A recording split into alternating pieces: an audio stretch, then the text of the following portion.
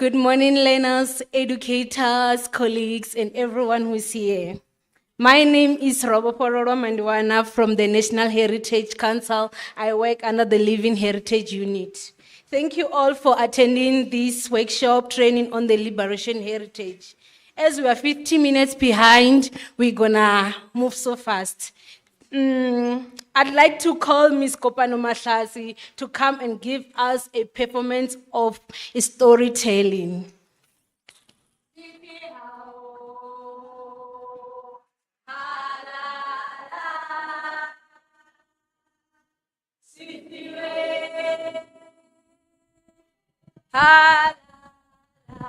Seuze wahlangana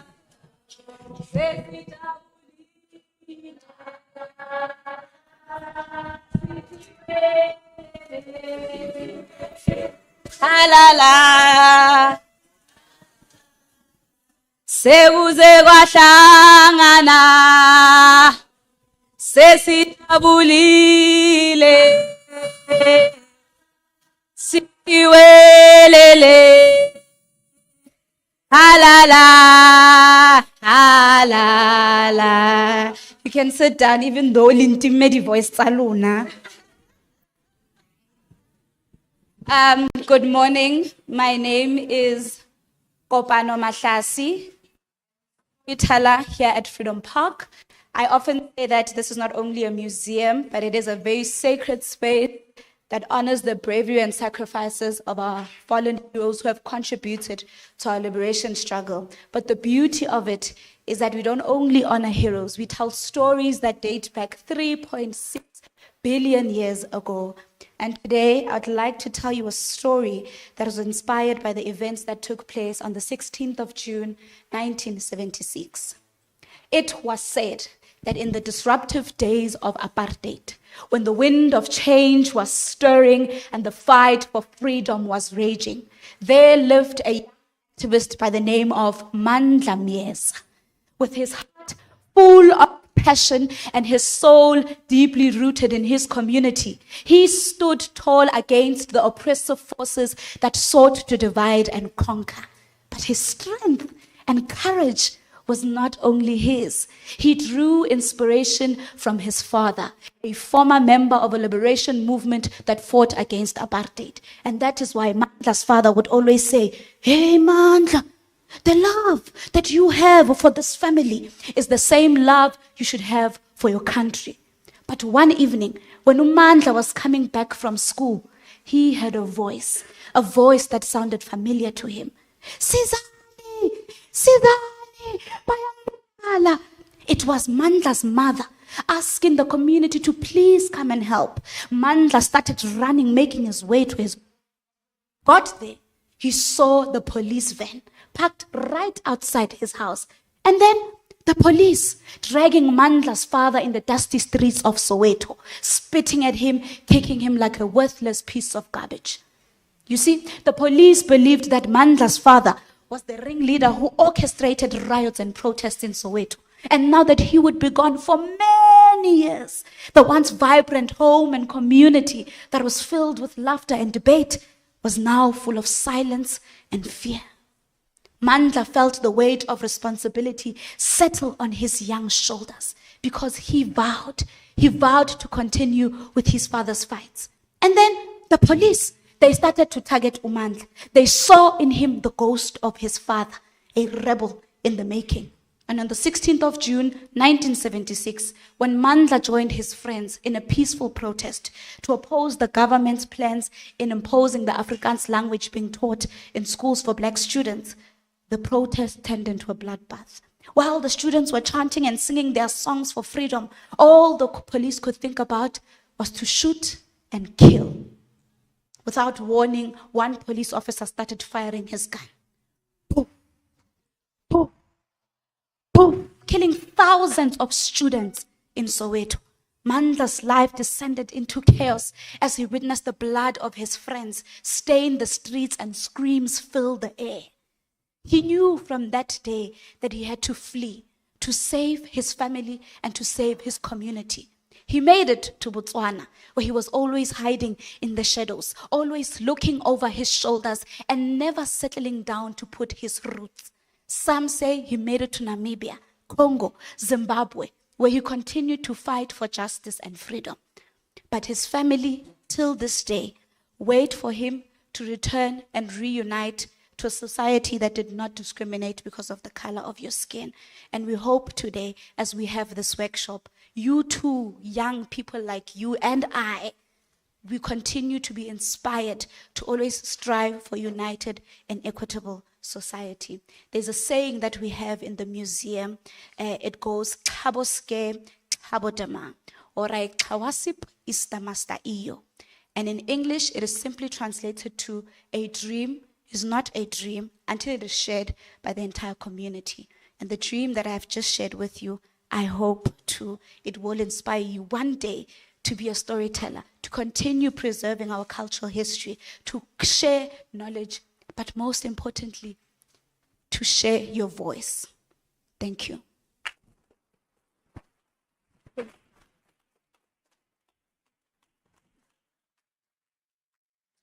Oh, thank you, Kopano, for a wonderful performance. This is nice. We are moving as a country. Seeing young people still preserving and promoting our living heritage, which was marginalized.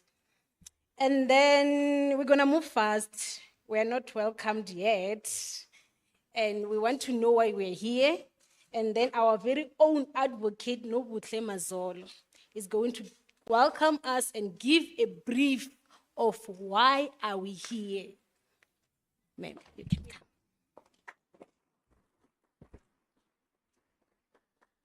Good morning to you all.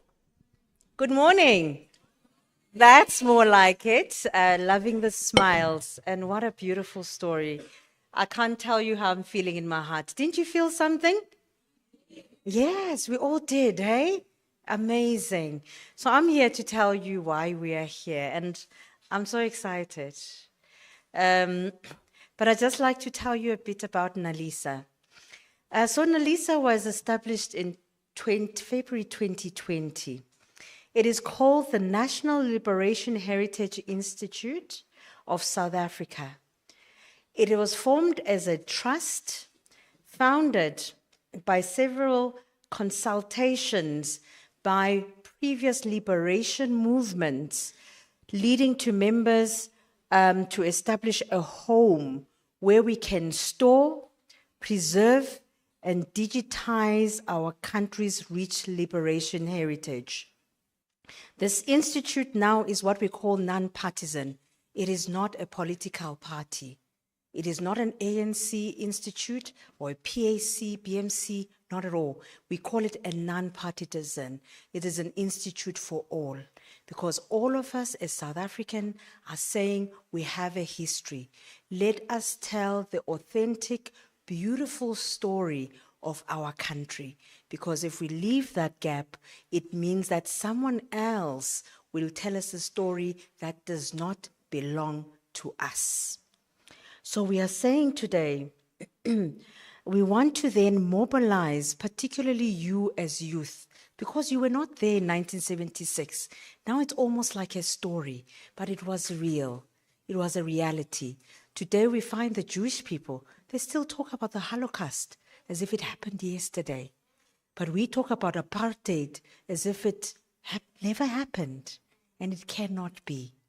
We need to remember our history so that we never, ever get back there again. It should never, ever happen. But if we forget, it will happen.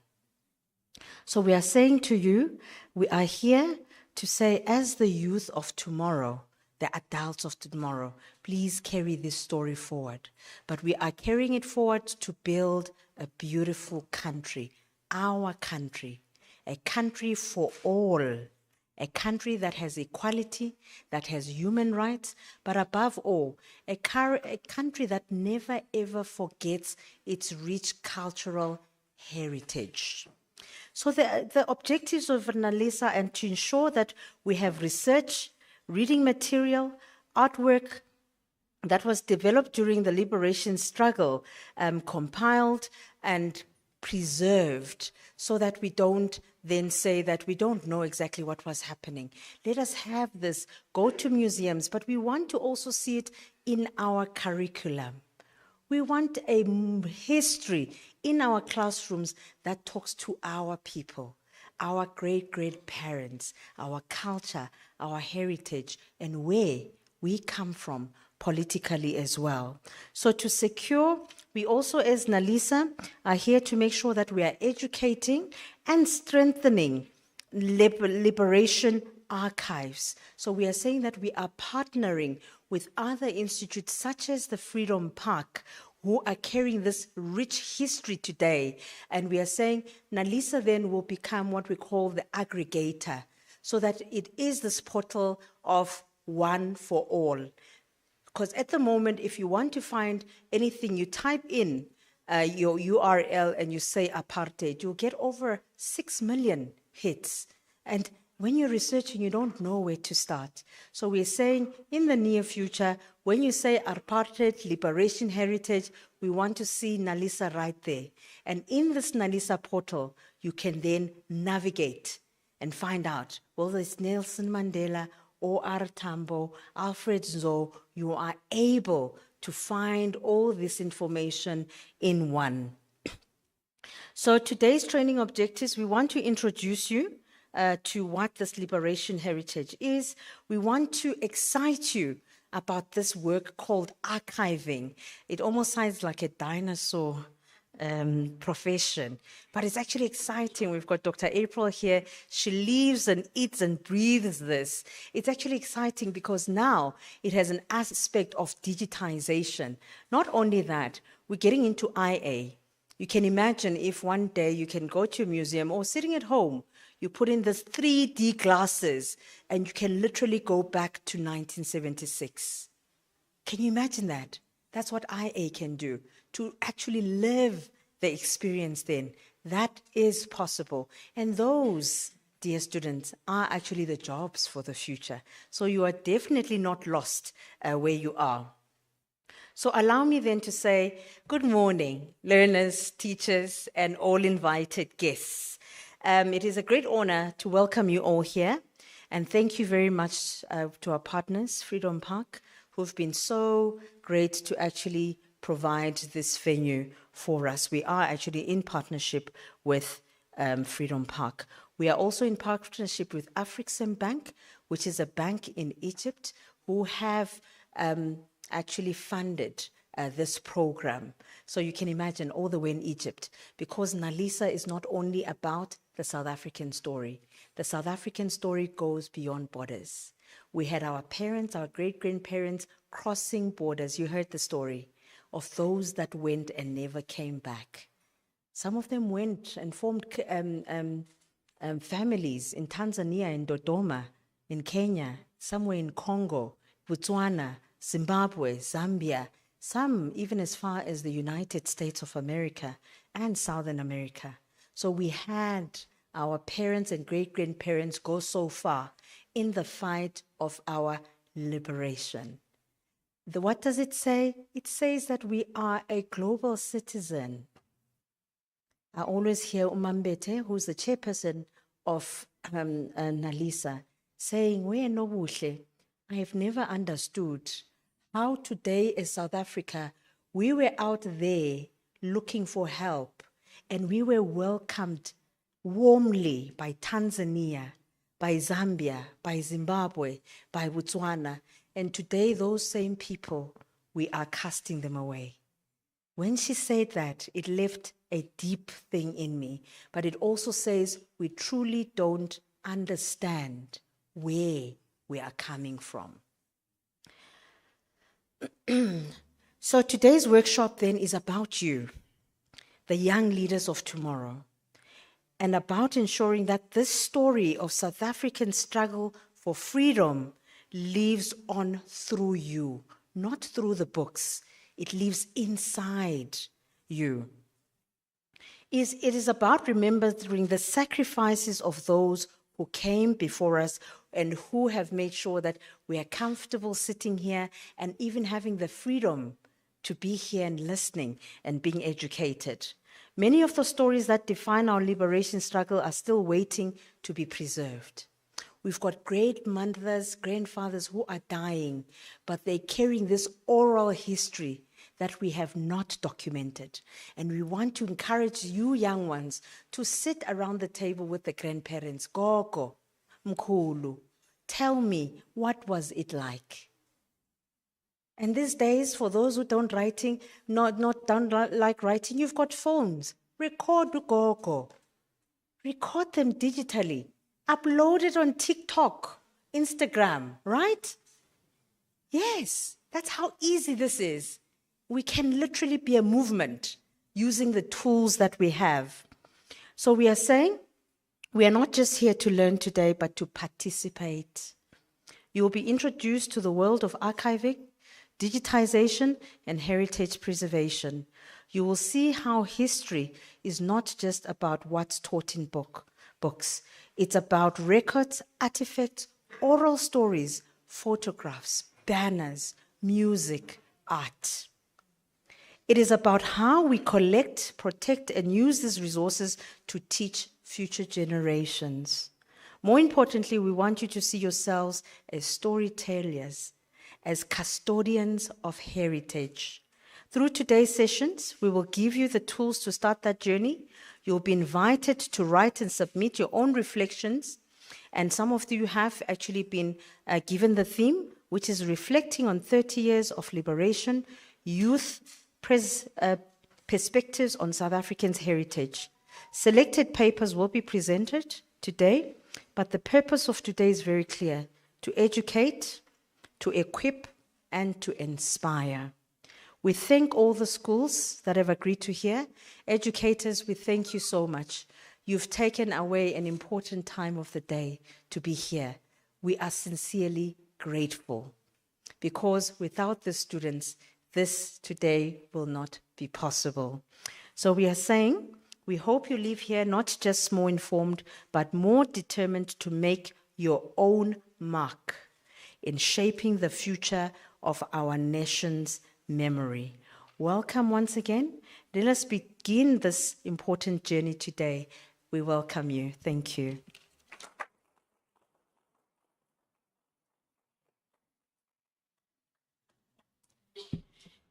Thank you, Advocate, for a warm welcome.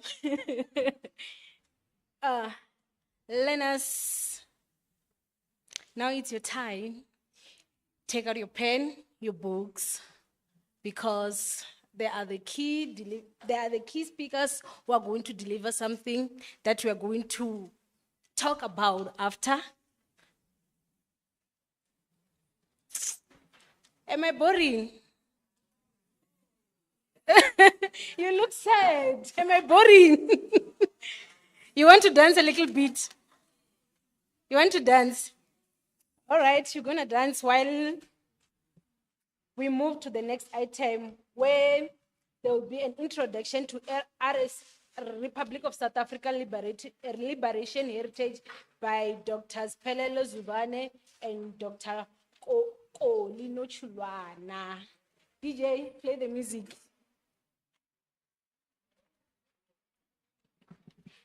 You don't have. Where is Kopan? So that she can sing for us.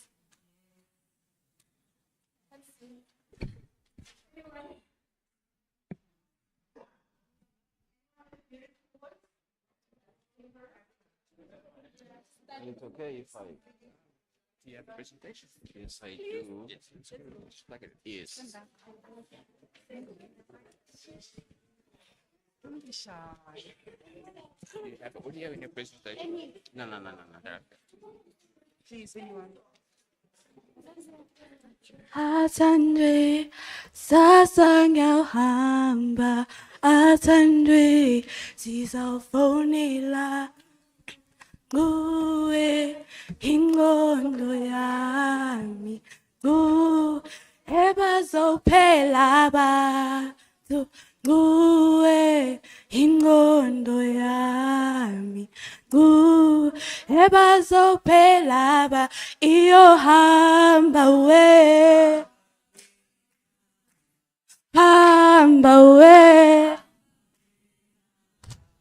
hamba we, hamba we,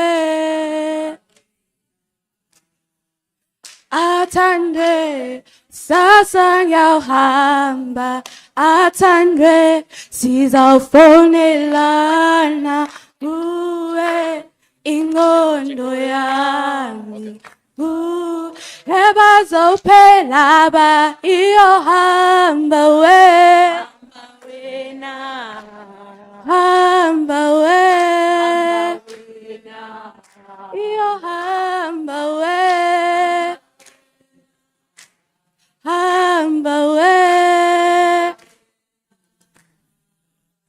Oh, thank you. Thank you so much. Thanks for the. Singaqala.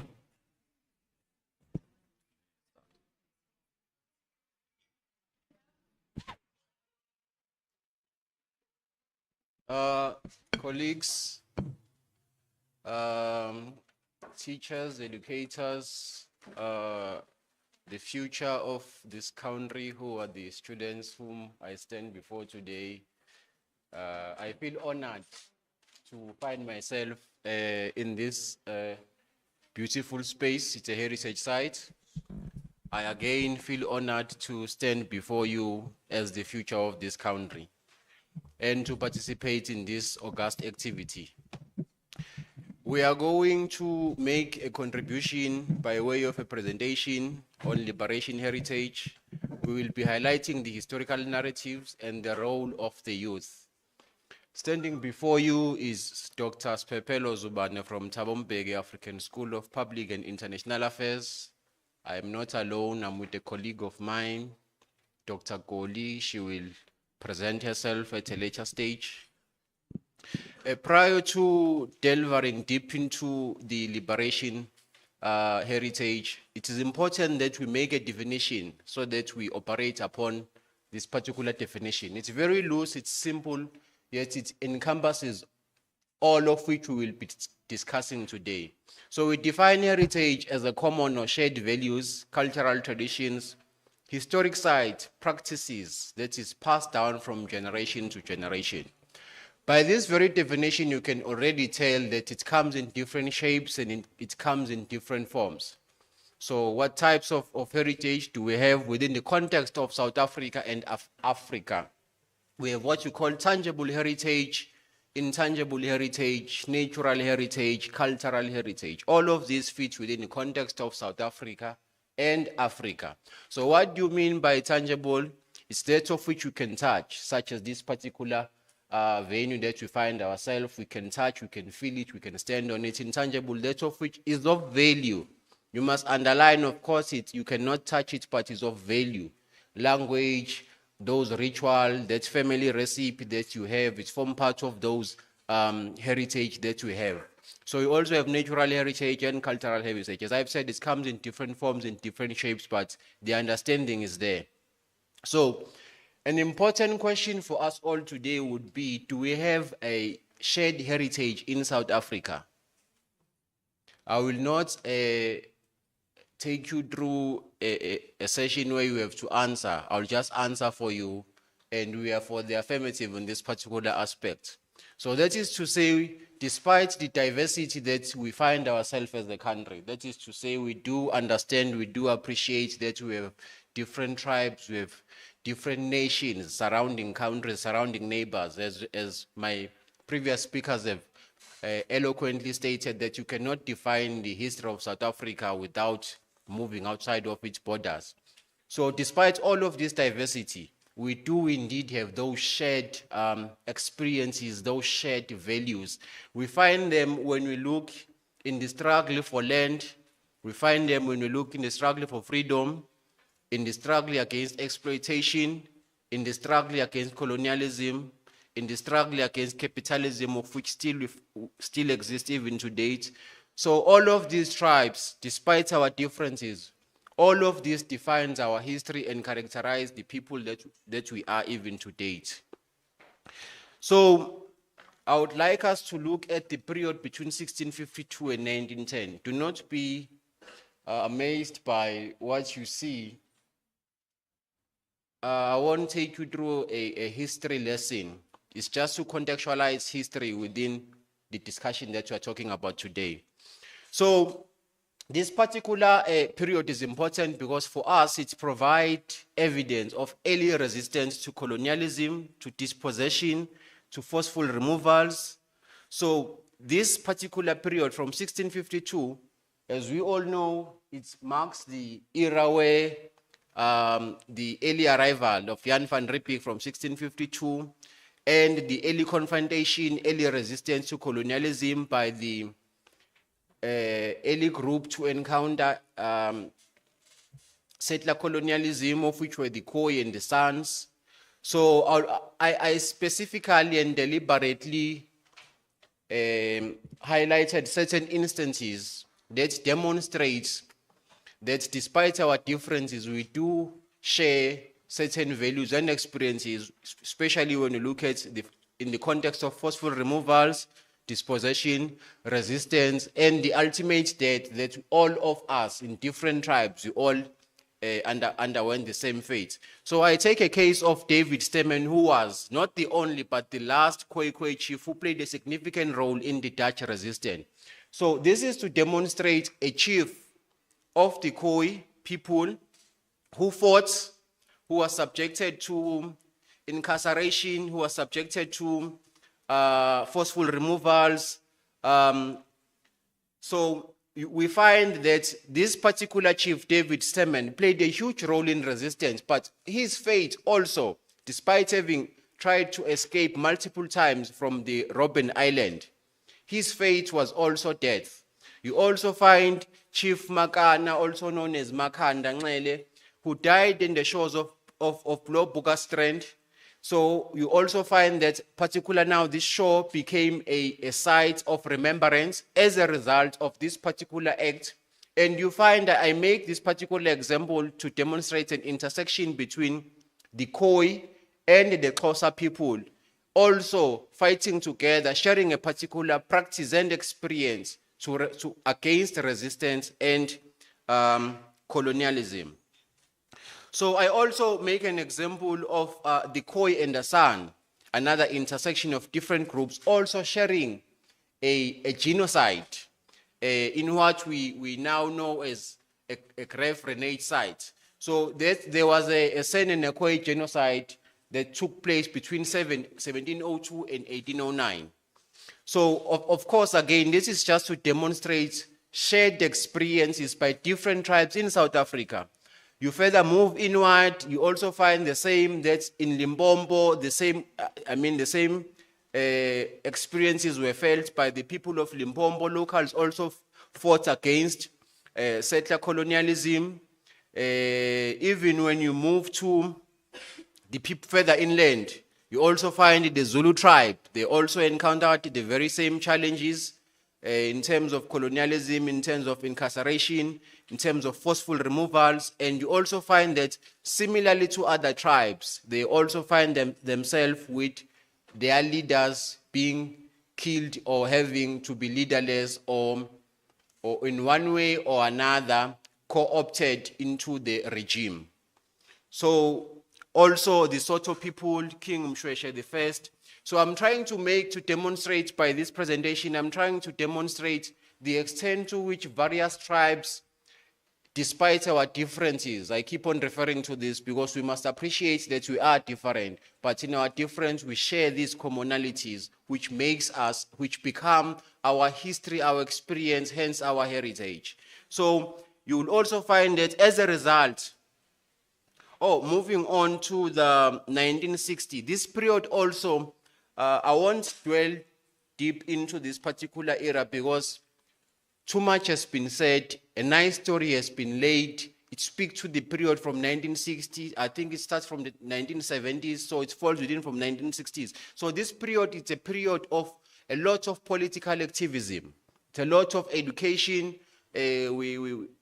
previous speaker spoke about the education, Bantu education, apartheid, reinforced removals and dispossession. So this is a very important era when it comes to the organized liberation movements, because this is where you find the ANC, MK, PAC. So as I've said, I won't dwell much into this, but also in this particular era, we find certain events that gave us what we can today call as heritage. For instance, as a result of what I've been presenting on prior, you'd find that our history then, as a result of what I've termed as liberation struggle heritage, you find that it would encompass the sites, such as this site, it would encompass the people, those will be the leaders that I've made mention of. We celebrate those leaders.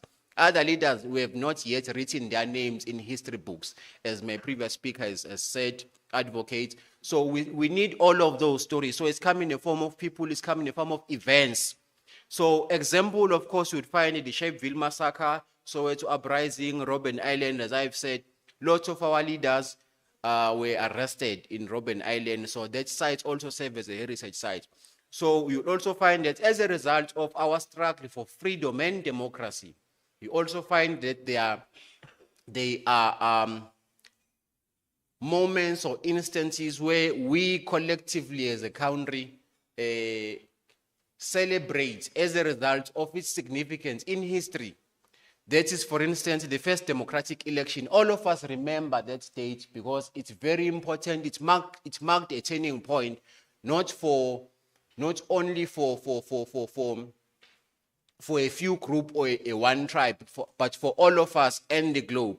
Also, the Truth and Reconciliation campaign also marked a turning point because it means that now the whites were able to say, let us begin to look into how best we can move the country forward. So just to take you through the theoretical lens, I'll just read. So heritage in this particular instance can be used as a tool for nation building, as we have done in this particular country, by such dialogues, by such trainings, by such workshops. We are also contributing to the agenda of nation building and social cohesion. And also emphasizing collective memory and identity. That is also what we are doing here. We are trying to re-emphasize the issue of collective memory and identity, because what transpired back then, it defines who we are today, and the more we pass it down to the future generation, it also defines their identity. So we also argue that heritage must be inclusive of all South Africans. So that is straightforward. I won't explain that.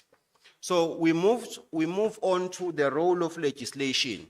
So if you all understand what we've been discussing, you'd find that we've been operating in an apartheid position, or a position whereby we're not yet free.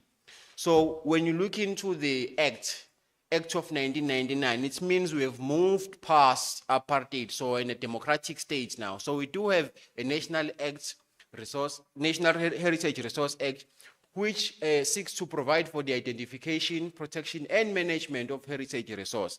This particular act it's a mere act, it's very important, but what it did, or what it does, is it creates institutions and give power to those institutions to carry out the mandate that is cited in this particular act. We also have the South African Schools Act.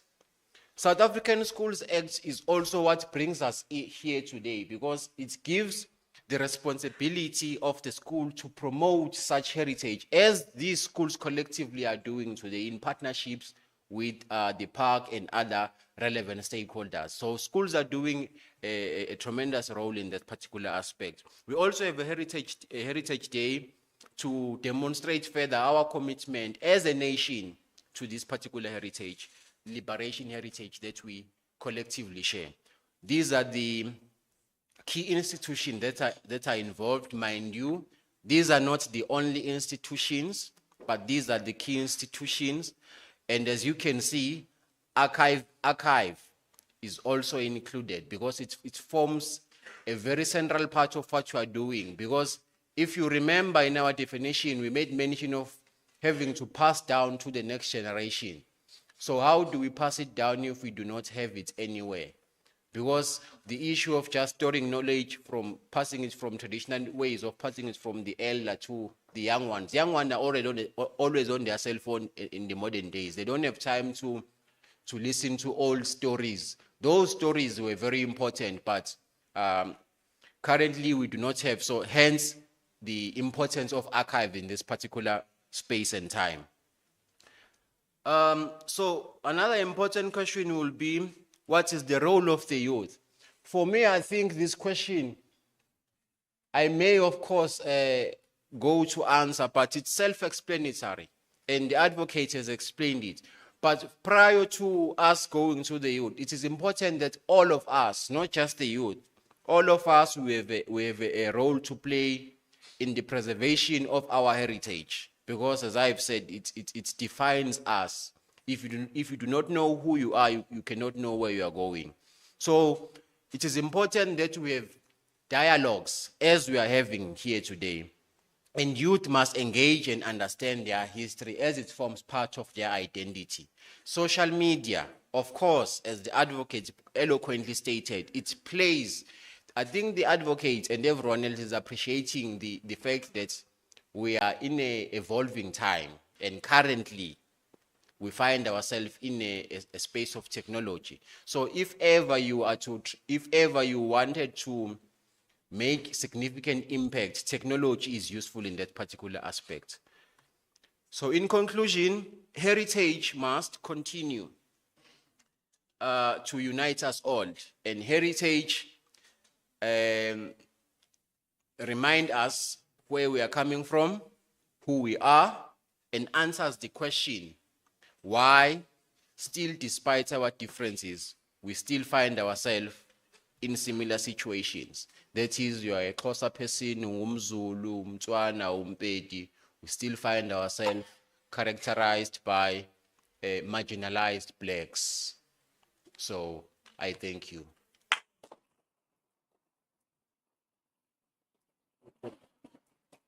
You can come, John. Hala, welcome. Thank you, Doc. Good morning, colleagues. Good morning, Bantwana Bam, ladies and gentlemen, and the teachers.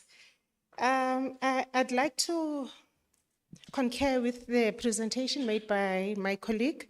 However, I just want to be a little bit different. We have been encouraged to tell our stories ourselves, and I want to believe that you're taking that seriously. Because one day, it will be your grandchildren, your great-grandchildren who will be sitting in this room, listening to the stories and the contributions you have made. And I hope that you take that seriously. I want to take you through, I'm going to be very short, I don't want you to be tired. I want you to take you through practical ways to think of how you as an individual, because now the Mandlas are gone, the Nelson Mandelas are gone, about you making impact and creating that life of a legacy. There is an unpleasant culture going on in our country right now. It's not new. The culture of gender-based violence, where women, girls, young children are being killed. I want you to distance yourselves from that culture. Boys, a lot of gender-based violence incidents are recorded. Literature says it's men, it's mostly men that perpetuate this culture. Girls, you are also perpetuating gender-based violence. However, I want you to be aware of this and know that whatever you do today, 10 years, 15, 20 years down the line, your name should not be recorded in a very bad way that does not instill or unite. He spoke a lot about unity, inclusivity. Heritage should bring us together and take us forward. I want you to think about the culture that you want to be part of. I brought this book. Part of what we are told here, it's either we orally tell our stories or we document them. I documented a story. I am a survivor of gender-based violence. I stand here, I was young, impressionable, beautiful like all of you. I trusted somebody with my life and things did not go well. I was told many times that I would amount to nothing. And I fought that because I wanted to create a legacy. I wanted to create a culture of courage, a culture of inspiring other people, a culture of believing in myself, a culture that says no to gender-based violence. We can no longer continue like this, Bantwana Bam. We can no longer. I really urge and encourage you today to take a stand, to say, I am against gender-based violence. I will not tolerate it. I will report it. Even if it's not happening to me, it's happening to somebody that I see, I will stand against it. Now, we need to educate each other. If this session was about gender-based violence, I just nicked it as we are talking because for some reason I carry this book everywhere I go. And if I had copies, I would definitely give it to you. Maybe I will make arrangements. I need you to be able to find yourself in spaces where your name 10, 20, 30 years from today, your name inspires, your name educates, your name unites people. I don't want to be long. And I hope you find this inspirational already. Thank you so much.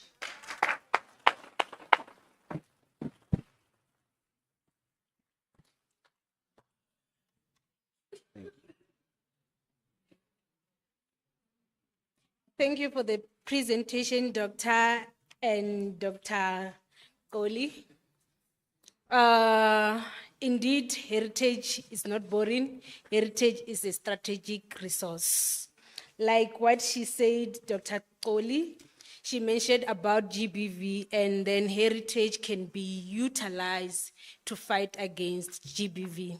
As a country, we need to move, and we need to preserve and protect the heritage of South Africa.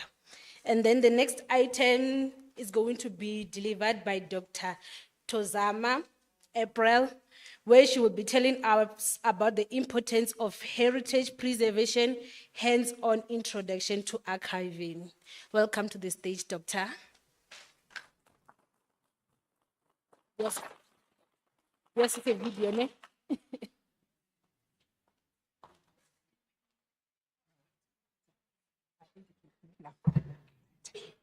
Not now.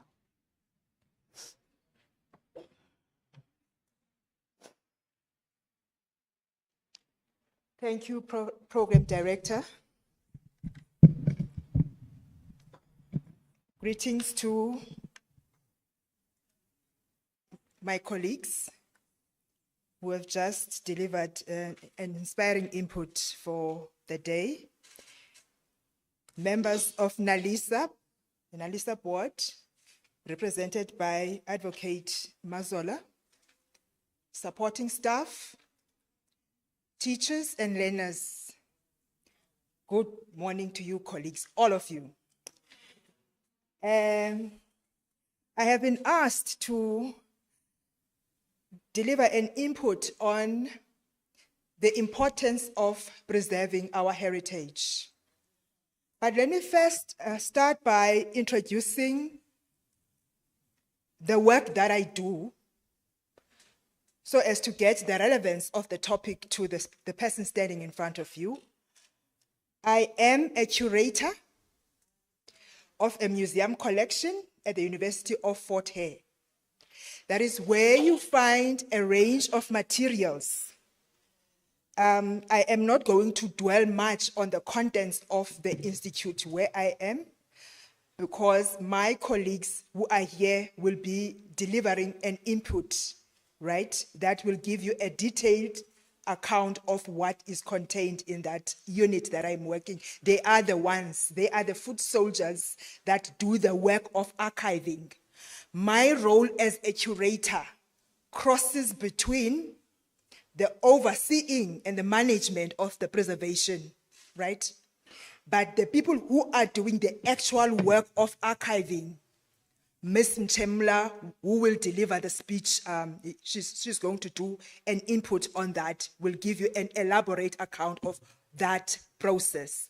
However, when I was being asked to do my input, talking to the question of archiving, I had asked I think my colleagues, supporting staff from NaLHISA will be generous enough to share a booklet, a small booklet, a 24-pager, which gives you a hands-on practical guide on how to do archiving. It is a simple step-by-step guide on how to archive, right? So I am not going to dwell much on that. For that, I have kind of tried to package an information booklet that you can take home, take to your schools, to your communities, and kind of develop those hands-on practical kind of experimentation with archiving. So there's that practical guide that you will get as part of the package to take home. However, in the context of archiving, we understand the archive as a heritage resource, right? So when we talk about heritage, we understand heritage to constitute different kinds of heritage, right? So there are different kinds of heritage. We're not talking about one unilateral narrative, but there are many kinds of heritages. But I want to draw our attention to that particular kind of heritage we rarely take notice of. The inheritance that our forebears had instilled on our parents. It is the inheritance that our parents have passed on to us. And it is the inheritance that we hope to pass on to our children. It begins with taking interest in the genealogy, that is the history of your family, right? That is where we start, to claim an African identity that is rooted in who we are, right? It begins at home, right? So it begins at home, where we take interest in our clan names, for example, right? Utikela, Unoni, Unswaibana, and the list goes on. I am married to Ozizi, Ojama, Ojamakas Jadu, right? So I have to impart my lineage to my kids and their family lineage too, right? So there's that inheritance that we take interest in, that it begins where? Where does it begin? Emakaya, bongkhulu baruna, right? We start by respecting our elders, right?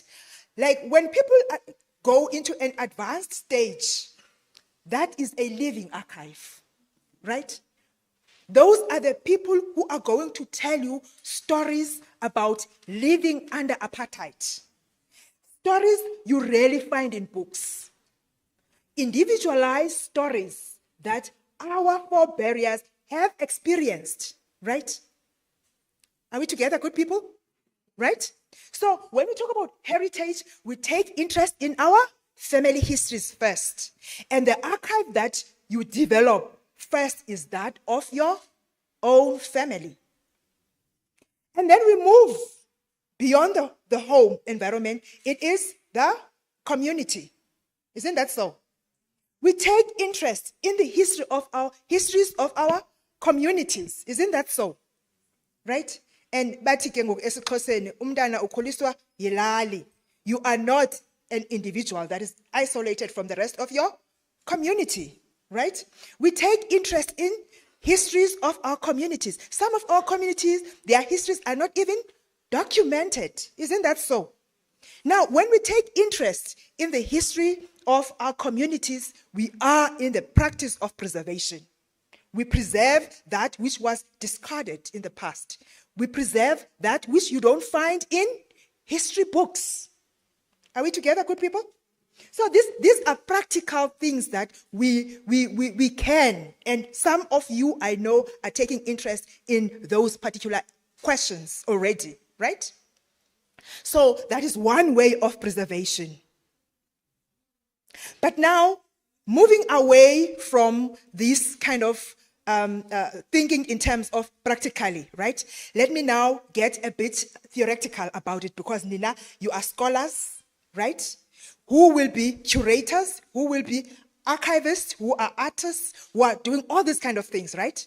But as citizens, right, we operate within the legislative frames that guide heritage preservation. And my colleague here, Doctor, has so eloquently explained to you the provisions of the National Heritage Resources Act number 25 of 1999, right? Take note of that, for that is the act that acts as a guide as you reach out to Bonghono, to that living heritage, Yabonghono, as you reach out to the community to collate those stories about the early settlement, right? Those who first came when the township was established, those who left the reserves, right, to come and live in the townships, those who are still residing in the reserves, Omakaya, right? Those who still have those linkages. There are stories that migrate between these spaces that we inhabit. Isn't that so? All those stories are catered for in the National Heritage Resources Act, which makes provision for identification. We must find a way to identify our heritage. Identify it by finding those stories that make meaning to us, right? We have that question, but where did you come from? Where's my family? Where's the rest of the family? Some of you live in suburbs, right? Bother your parents with those kinds of questions, for they know those questions. They'll provide answers with them to them, right? So there's that national heritage which provides a guide as to how to go about identifying your heritage, right? Assessing heritage, assessment of heritage, right? And preservation. All three are interlinked and they are provided for in the National Heritage Resources Act. You can find it, download it online for your own information. Just read it, get a sense of where. It's not everything that is in the act that speaks to you, but extrapolate from the act that which will better serve your purpose. Ne? Okay. Simuve ke apho. Ndibuyele ke to where I have been asked to concentrate on the archive, right? And I think archiving and digitization, I think there was emphasis that I should talk about digitization, right? So what do we mean by digitization, right? I am not going to be too sophisticated about it, but just to bring it down to a practical example of how the center I work in has kind of embarked on a kind of hands-on act of preservation of the collection, part of the things that we are kind of preserving. And just, I don't want to border on my colleagues' space that they are going to give you really an elaborate account of the contents of the archive, but how we have kind of tried to disseminate information to a wider audience beyond the archive, right? That is the archive where these things are stored. Ne? We want to we always take that extra effort to try and make those archival items in that archive include works of art, right, that were created by our forebears in the 1800s. Can you believe that? Dating back as the 1880s, right? That our rich archive at Forte, at NaHEX, has a collection of artworks and works of utensils like the grass works, amakuko, right? Beads, everything dating back to that time, which gives us an important record of the heritage, the artistic output of the indigenous people, right, of South Africa. So I am going to ask my colleagues to assist me. I have a clip, a 4-minute clip that I want to use as I conclude, just to give you a sense of a digitization of material to create greater access to the contents of our archive. And that clip was work of research, which is a partnership between universities, Wits, Fort Hare, Limpopo, and an international kind of partner that were all researching on various aspects of like things to do with the food, right, and ecological kind of climate issues that they wanted to get an understanding of the interface between climate and supply of food, right? That when we talk about food shortage, of course, there are climatic issues, but there are also economic kind of issues. So it's more of a packaging of a research that is orientated and grounded in the lived experience of the people, but at the same time drawing from the archive, right, to get a sense of the utensils that were used to process food, as well as our understanding of how best can we relate to these items when we incorporate them as part of our curriculum, right? So they are not just there for comfort, for when we want to visit, but incorporate them in the very act of developing our research, in the very act of teaching and learning. So I'm going to ask my colleagues to play the clip, right? It's just a 4-minute clip, and I will end there.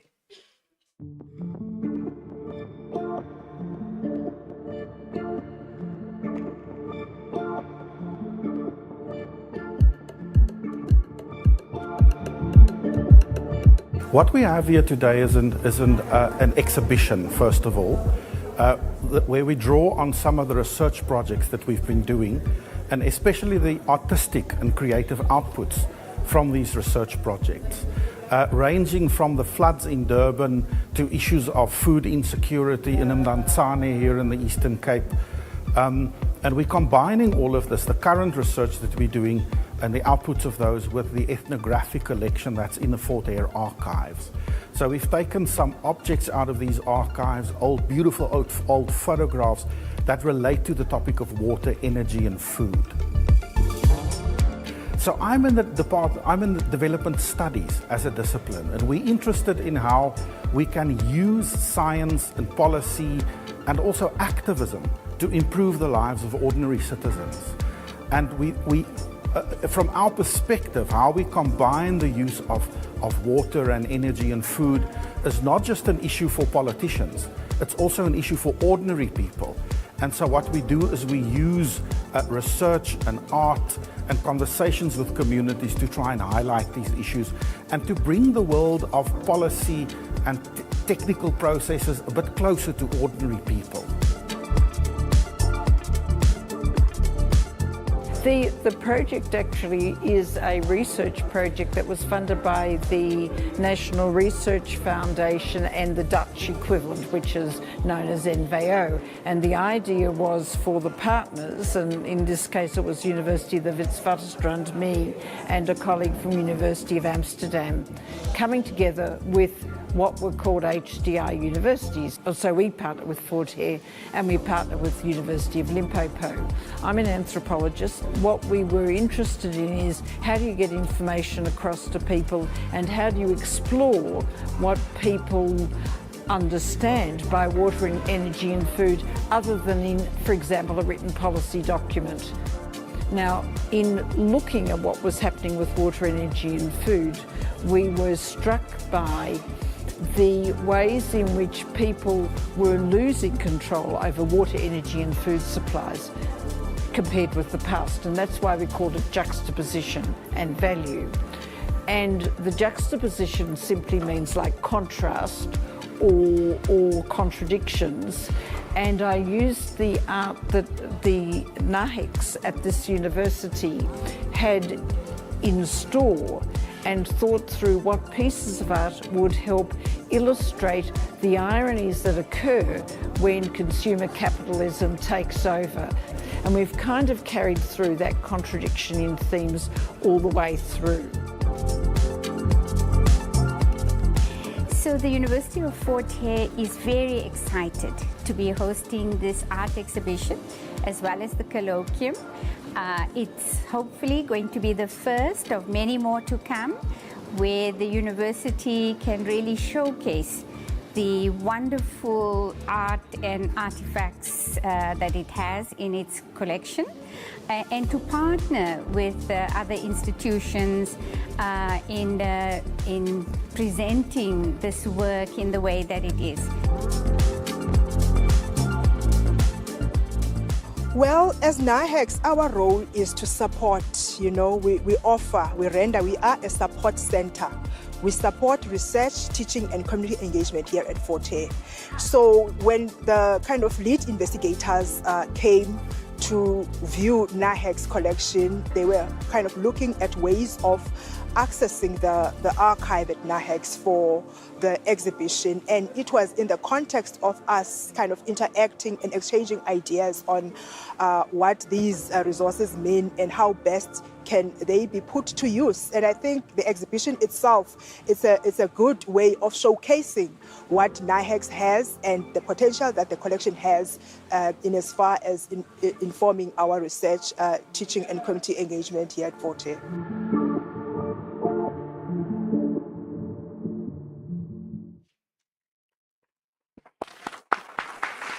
Now, thank you guys. Now, what I was trying to demonstrate with this, it's a YouTube kind of video, right? That when we talk about digitization, it is not a highly sophisticated exercise, right? You guys are savvy even with your smartphones. I have a 9-year-old that introduced me to editing. She creates her own content, put music in the background, edit. I didn't know that, right? It's a digital kind of skill that I am learning from a 9-year-old. Can you believe that? Now, think of when we talk about a digital imprint, right? And digitizing those stories, right? Right? That is how we create our own digital archive of our families, our communities, right? And those will then feed into our national register of the heritage.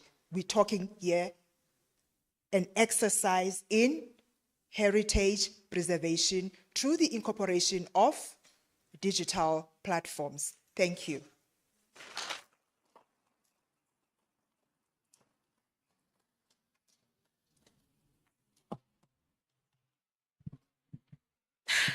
Thank you, Doctor. I think let me move because me and this podium were sharing the height. Thank you for the presentation. Like Jagran just says, maintaining one's culture, value, and tradition is beyond the price, meaning indeed we need to protect and preserve the heritage for the future generations. So we are moving very fast. We are moving to, we're going to have a tea break, but we had tea earlier. So we are going to move to the third presenter, which is Miss Sinazom Chemela. Sorry to butcher your surname, ma'am. Please come on stage and deliver us a nice presentation about community engagement in heritage preservation.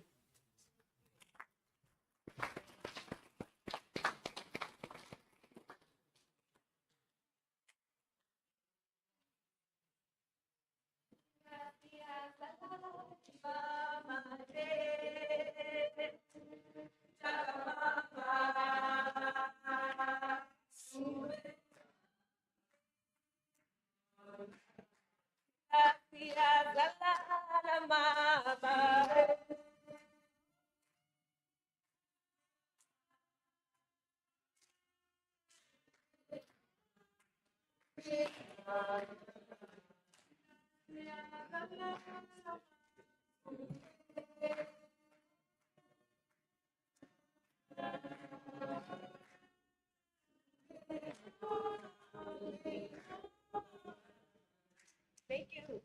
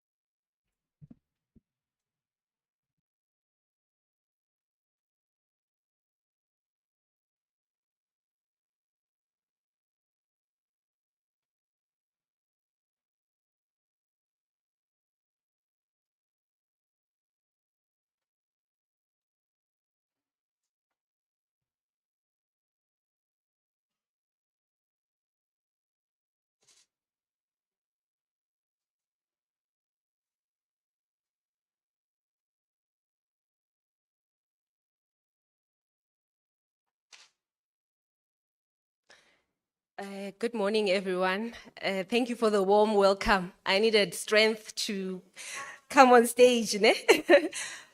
So my name is Nazom Chemla, as has been mentioned. I come from the University of Fort Hare with Dr. April. We are colleagues, and you're going to also meet another colleague of ours who will present later. We are based in a small town called Edikeni, which was formerly known as Alice, and I work there as an archivist. As Dr. April has mentioned, there is some of the work that we do involves a lot of archiving, and I am involved in that. I thought as an icebreaker, let me just put in line with what was said about different types of archives, and different types of heritages, I would say, which involve our own personal histories, our own families. I mean, those are important because I think those add to our collective, identities as Abantu. So this is a photograph of my family, which is my father, my mother, and my two siblings. So I am, can you guess? I'm there like standing with my father. So that was in the 1980s in a small town called Ektuwa, Butterworth, which was one of the kind of former Bantustans, former Transkei, Bantustans. So this was our home. So a person came to photograph us. So this is just one aspect of an archive. In an archive, you have different types of a family archive. You have birth certificates, you have your IDs, you have articles, you have photographs, including this, as well as oral histories that have been mentioned now, that there are elders who have stories, who have histories that they carry with them. They are embodied, they are in their minds that we need to tap into. So the other photo is a newspaper article of my great-grandfather who used to live in East London in the early, I would say he was born in the kind of 1900s. So this is just one other example of what I would say my personal archive. So let me move quickly to that, from that. I work in a place called the National Heritage and Cultural Studies Center. As has been mentioned previously, there are different types of institutions that are responsible for the preservation of our heritage. So NaHEX is one of those institutions.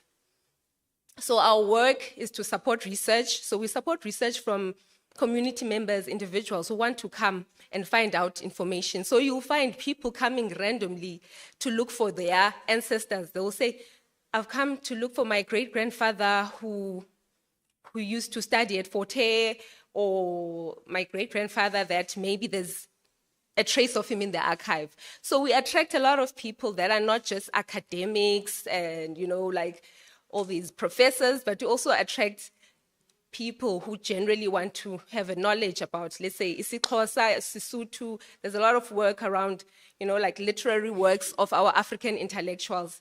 That is the type of material that we keep. So we are custodians.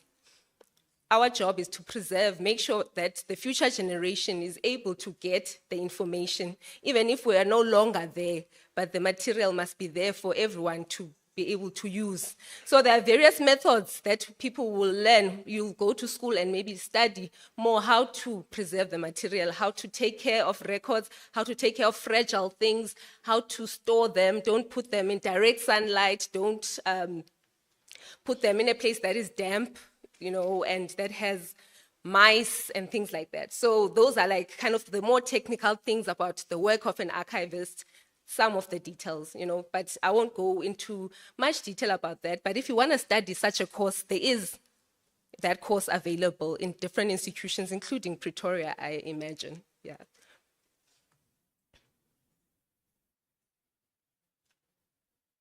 So this is the building where we work. So we also call this building the archive. So inside that building is a lot. People say it's a gravesite because it's got so much richness in it, So it was opened in 1998, but the material that is inside came way before 1998. As Dr. April has mentioned, there's material from the 1800s that is stored in this archive.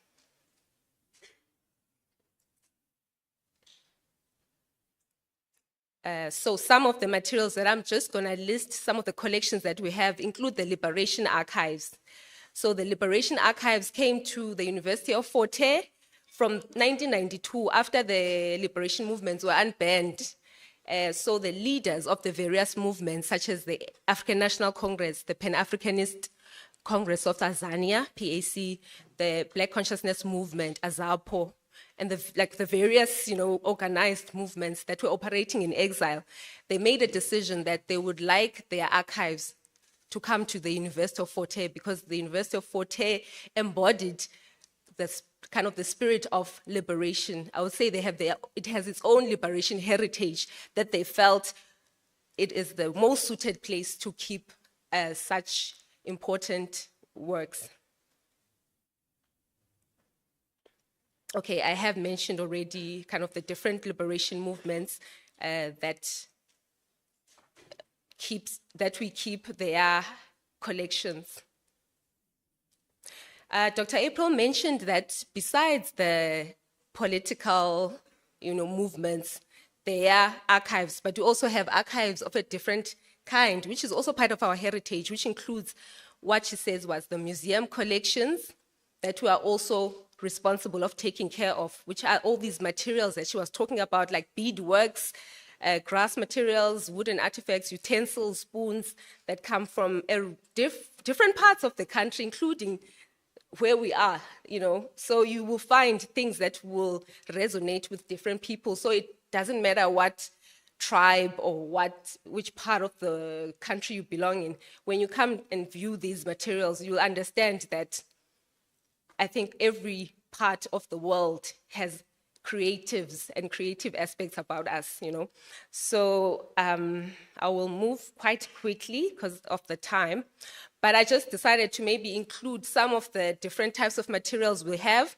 just kind of taking from the archive. For instance, we have a lot of photographs that depict international solidarity because when during apartheid, when the liberation movements were operating in exile, they had to move to different countries. So there, other organizations, individuals were also helping to spread the message of the wrongs of apartheid and fighting to help the liberation movement since they were banned inside the country. So you have all these marches, these protests. So there's images such as these that exist in the archive. So we have a lot of visitors who come from Sweden, from the US, from UK, who come and say, okay, we're looking for kind of material on our country and what our country or our people who came from our country did to support the liberation struggle. And they find the material there.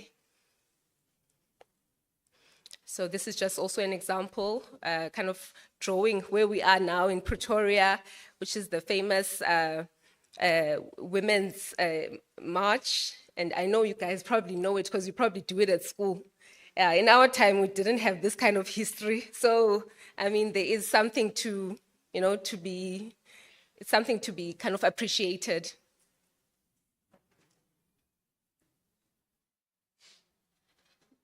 So these are like posters. We have different posters from the different liberation movements. We've got Isbeleti, what do you call it? Buttons. We've got material also. There was a school of the African National Congress, which was in exile in Tanzania. So it had kind of from a creche up to high school, because people who had crossed to go to the different countries, some of them were still like your age, or even younger. So they needed to kind of have a place where children would continue their schooling as well. So this school was called SOMAFCO, Solomon Mahlangu Freedom College. So we also have materials from the school. We have teaching materials, we have students' artworks, we have kind of chairs from the crash and desks and bells, you know. So these are also part of, I would say, the liberation heritage that we carry with us. Okay, just a few more examples of posters. We also have posters. We have a guitar by Omgov Gavenbeki, who was imprisoned on Robben Island. So he used to play the guitar amongst other prisoners. There was a time he played the guitar, so he owned this guitar. So he decided to donate it also to the University of Fort Hare for us to keep. We have Chris Hani's boots. We have music, a lot of music, protest music. So these are just some of the few examples. And here I just added a few examples of the museum collection that we're talking about. These are like just a minute newspapers, artworks, beads.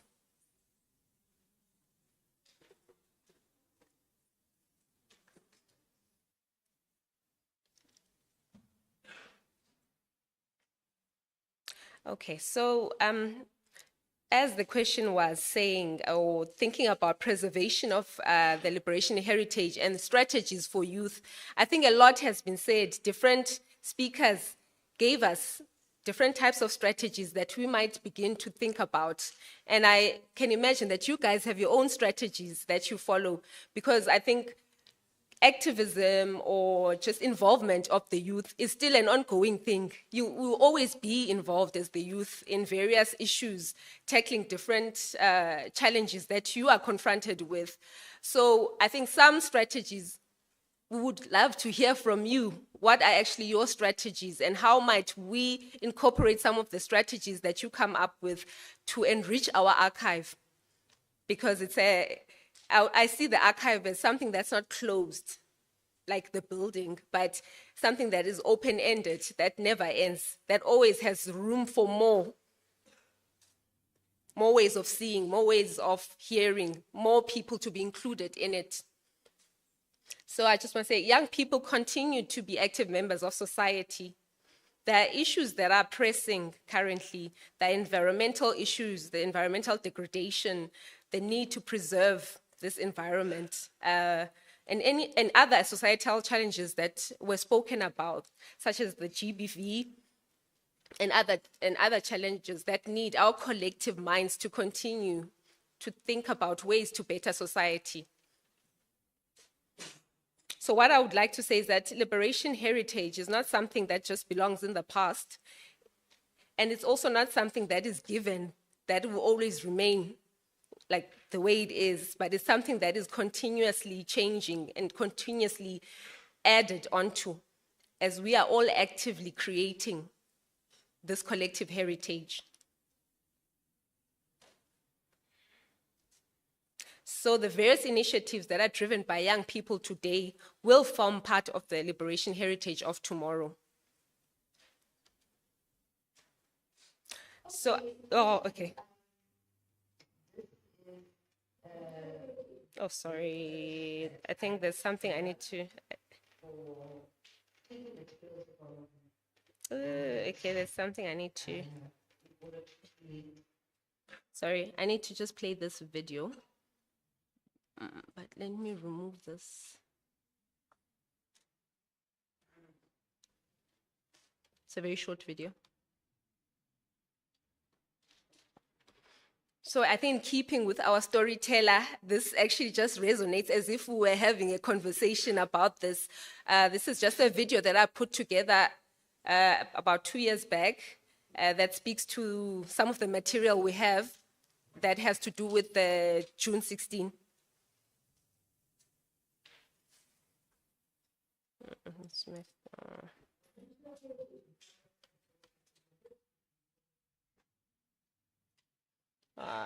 Sorry.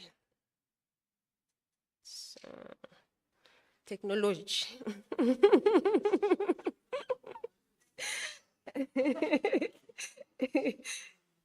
It's not ours. Maybe the volume is not great. that supports research, teaching, and youth engagement at the University of Fort Hare. We are a Pathway Heritage Youth Scholarship. A large and important part of our repositories include the Liberation Archive materials from liberation movements such as Azafo and the Church Consciousness Movement, Pan-Africanist Congress of Tanzania, the African National Congress, and the Liberating Movement of South Africa. As part of our efforts as a National Cultural Studies Center, we do from time to time mark our decades by harvesting records that speak to important historical events, with the aim of stimulating memory and enhancing public participation and engagement. On this month, we are marking the 46th year anniversary of the Soweto uprising that happened on June 16, 1986.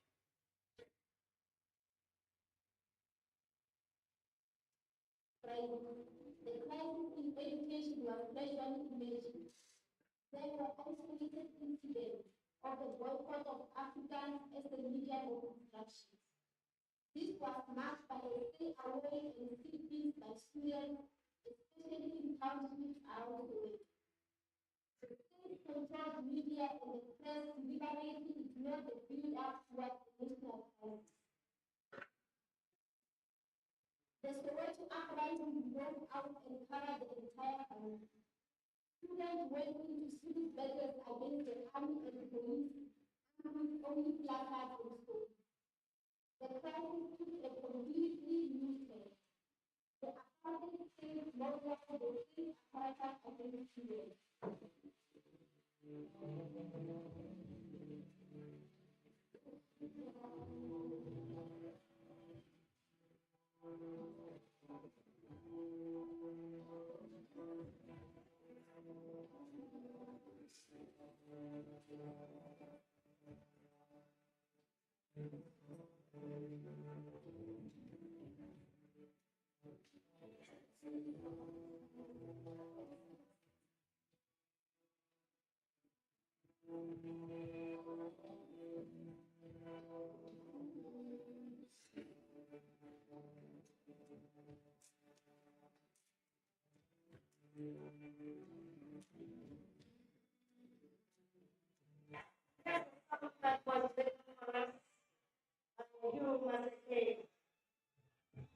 Because it so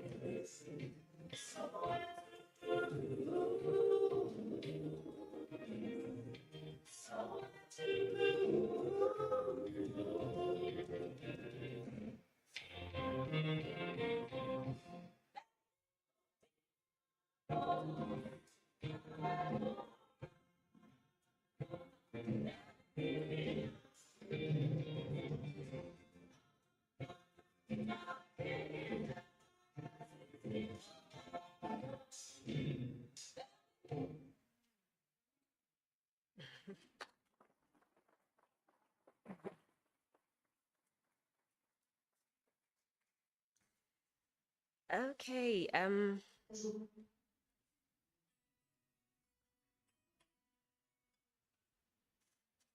a way to begin my Okay, that's okay. I think that's a good way to end. Yeah. Thank you very much for listening.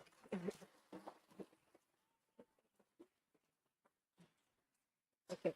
Thanks.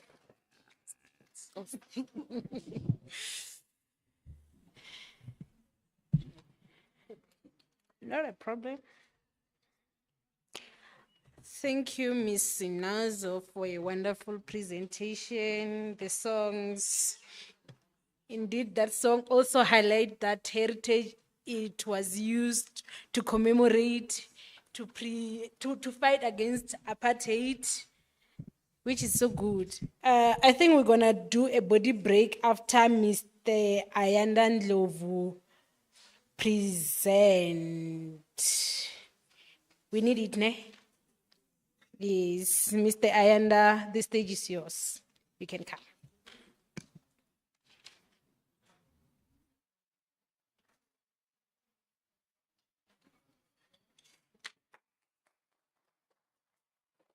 So,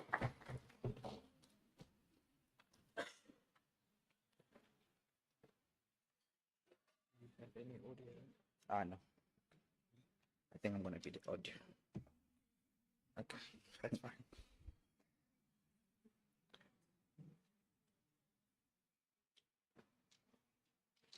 Okay, shit.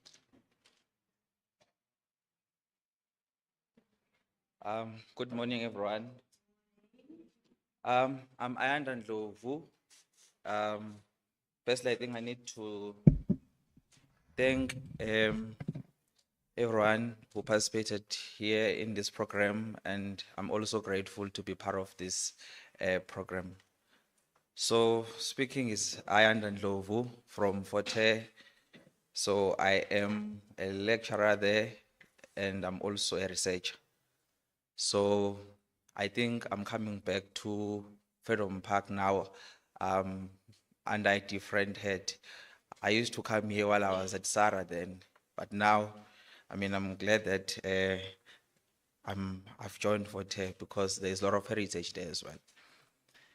So mine is going to be to look at the community engagement in heritage preservation, which I think most of our colleagues here have spoke about.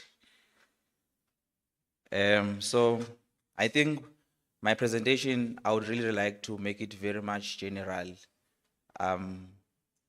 which I think our first speaker might have really very much captured the much definition about liberation heritage, which I also think it's very much important that we still revisit. And I have defined it as a concept that denotes shared memory, symbols, stories, and cultural items that represent a nation's fight for autonomy and independence and self-governance, which I would assume much has been mentioned also. Examples has been cited also with the collections that Forte has. So also liberation heritage act as an important connection between historical sacrifices and current identity, motivating future generation to maintain the principles of freedom and independence. And while we're here on the question of youth involvement, I thought it was very much important that we looked at the role of the youth, which I then thought it is that we have to look it as vital, since youth are guardians of history and they are also foundation for our nation building. So much of my discussion, as I've seen before from the press, from the first presenter, I think we might have at some point been using the same source. Also, mine has been really been on that excessive document that was, I think, published on November 20, I think 2013. Funny, by that time I was still doing my first year. So yeah, so as I've mentioned, I like to keep it very much basic, moving away from the the academic jargon, because it's very much important that we also cater for the audience that we try to bring it into the conversation. And I think moving away from this, most of you will be also entering university probably as early as next year. And we want you to keep up from what we're trying to lay as a foundation. And to say history and heritage are one of the disciplines that you really need to look into. And you need to have this understanding at this level. So I then created this funny structure. So we have liberation heritage, where is going to be our starting point.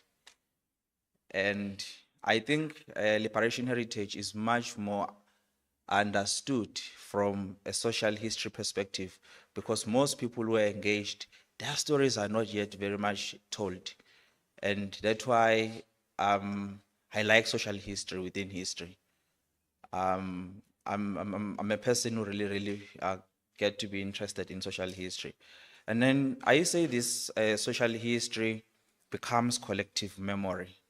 And then collective memory also is very much conducted from different perspective, but also form of it, it can be oral history. And now in terms of youth, we say we need to close this gap. I and my colleague, Mrs. Naz, at some point we were discussing that we see that there is a huge gap between now the youth and the elder generation. And how do we close this gap? Part of it was to say maybe we need to have a very deep conversation about intergenerational transfer of knowledge, which I think can also be conducted through oral history. But in following slide, I think I will be looking at the explainer of my food chain here. So I hope I'm not going fast. So yeah, then the first one on social history in that broader component was how do we see social history within the framework of heritage? So my own understanding here was that this framework pertains to the maintenance and transmission of community customs, history, culture, and practices, which frequently through the perspective of social framework and relationships are maintained. And this also investigates the lives and experiences of everyday individuals, covered their social connection, traditions, and conviction, which shaped the shared memory and identity of a community. This heritage, whether physical or non-physical, serves as a link connecting the past, present, and future, influencing cultural stories and communities. So this was my aspect, because I wanted us to look at this from also a theoretical perspective, not only from a practical angle. Then collective memory, and I think this is what we're trying to achieve with the National Liberation Institute of South Africa. So we said this includes common stories, location, and tradition that honor the fight for freedom, justice, especially within movements such as South Africa's anti-apartheid struggle. This type of heritage acts as an active resource for national building, education, reconciliation, and linking historical events to modern identity and principles. This has been, I think, one of the kind of definition also given earlier by my colleague who gave us the first presentation. Now, collective memory also pertains to how groups recall and make sense of their history, influencing their identity and principle.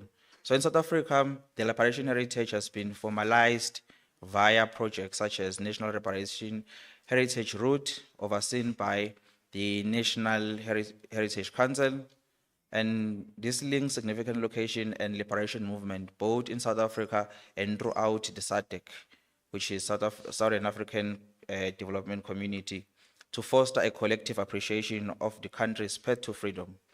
So this pact stand as a tribute to the shared experiences and sacrifice endured throughout the fight against apartheid. So we think that it's also necessary because apartheid was not only fought within South Africa, within South African soil, it was fought in many parts of Africa, and there were a lot of people who were involved, and also we'll know that there were a lot of even attacks in Lesotho, also a lot of people, some lost their life also in exile. So, I mean, through apartheid security branch. So we think this is very much important that we also mention this. Then oral history as a heritage. I've said that, or I've thought this could be understood by examining historical accounts using different methods. This can be through audio recordings of interviews with individuals who have first-hand knowledge of the past occurrences, storytelling, communal separation, and many examples could be cited. And I think the reason for this, it's because I remember doing my honors project of Ma'am Esther Shabalala, who was the wife of Professor Sipho Shabalala from the PAC. No one really knew her and her story, and she had went into exile voluntarily. No one really forced her to go there, and he never went there as well because she was following our Prof. Sipho Shabalala. But she went there because she was a freedom fighter. And I think there are still many social history that needs to be recorded of women. Even though there's been a lot of projects from Road to Democracy project, there are many that I think they still need to be out there. So there are many people that I think they are walking encyclopedia that we still need to record this kind of knowledge because we really need to keep these archives going. So the following is part of the example that you could have the individual accounts, community stories, then you would have traditional wisdom, cultural tradition, and some of the sayings. And what is also interesting right now is that some of these things are even controversial today. I wouldn't like to be controversial myself, but some of them would make us to, very much think through some of the things, and we need to be critical. And part of it is what I think Trump also played in White House. But I don't want to be controversial. But these are very much important discussion that we should have because we got to be very much critical about some of these things. So now, toward the end of my presentation, where I will be looking at intergenerational knowledge, intergenerational transfer of knowledge as heritage. I looked at the transfer of knowledge across generation as heritage. I thought it was a very essential process that preserves cultural identity and strengthens community bonds and guarantees the perpetuation of tradition and values. This transmission takes place through multiple methods such as narratives, mentorship, ceremonies, and increasingly digital repositories. And I think it is very much important because, as I've mentioned before, we can't really speak about youth having much to do in terms of preserving heritage while we still identify that there is a gap between the older generation and the younger generation. These need to also be, we need to deal with that as well. How do we try and keep this at a very much equal level so that people can be able to start giving out these stories? And also, what is the role of youth also in this kind of discourses that we want to have? So I think I will just make a simple example of one of the research which I'm involved in. which I'm a principal researcher on, which is based in Umsinga, under e-learning development. So this research basically, the aim was to create a peace road. I know that Umsinga is synonymous with hitman. Once you say Umsinga, you must run for your life because of the history that is there. But through some of the initiative, this project wanted to look or revisit the faction fightings. Let us understand what was the root cause of these wars and record them. There are still people there as well who still have this kind of knowledge. Some of them who were still young, they were very much engaged. I did interviews. Some of those interviews right now, they are kept within Ilenge and the municipality in Umsinga. We even visited some of the grave sites where people were murdered and somewhere they were buried.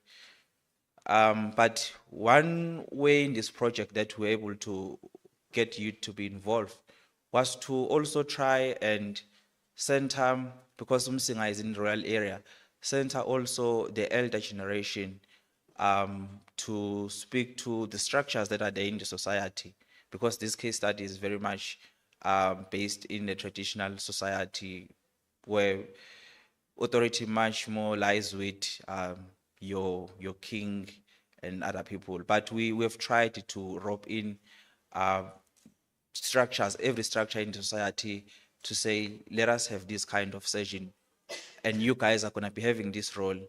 And funny, youth people, I mean, the youth at in Umsinga, they were very much interested in these narratives. But it couldn't have never been done possibly because, because I was there. But it was through people of Umsinga and the structures that were there. Meaning we could do this, just that we really, really need to have this discussion. But the end goal overall is to have a more functional centers where we will definitely have youth coming in to participate and read through these histories, but also the issue of accessibility. We must try and ensure that we translate this heritage into languages that are conducive for the communities that we're in, because everything starts also with accessibility. Yes, it's out there now, but in which language are you trying to interact with this? So also we also need to try and really look into that as well. So I think this is the end of my presentation. Yeah, I don't think I'll take any questions. Thank you. Thank you.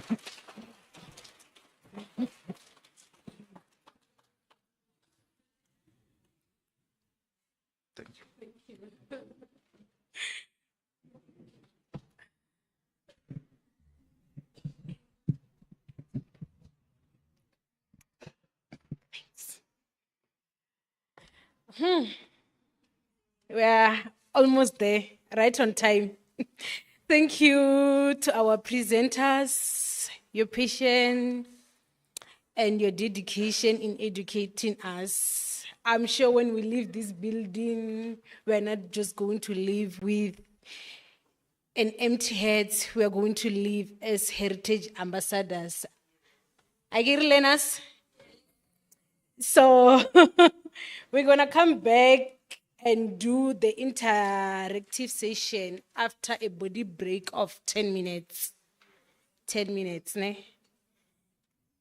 So we need to be here at 11:40 straight. 11:40 straight. So after that, we are going to have the interactive session. And then when we come back, I will explain what is going to happen. So now we can go and do the body break. Those who need the restroom, they can go.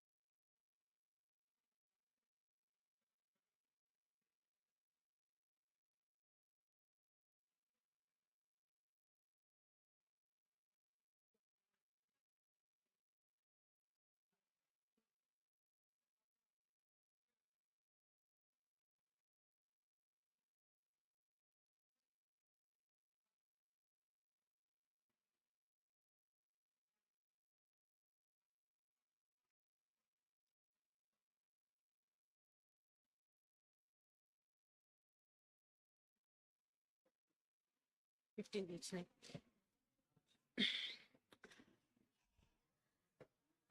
Oh, still in the morning. Morning again. Perfect, right on time. We're a little bit behind by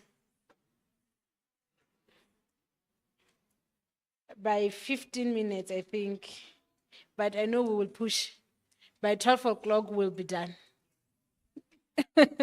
So we are going to have this interactive session. It will be handled by Ms. Gavaza instead of Sarah, who is not here, one of my colleagues. She had other things to do. So we are going to divide mixed masala.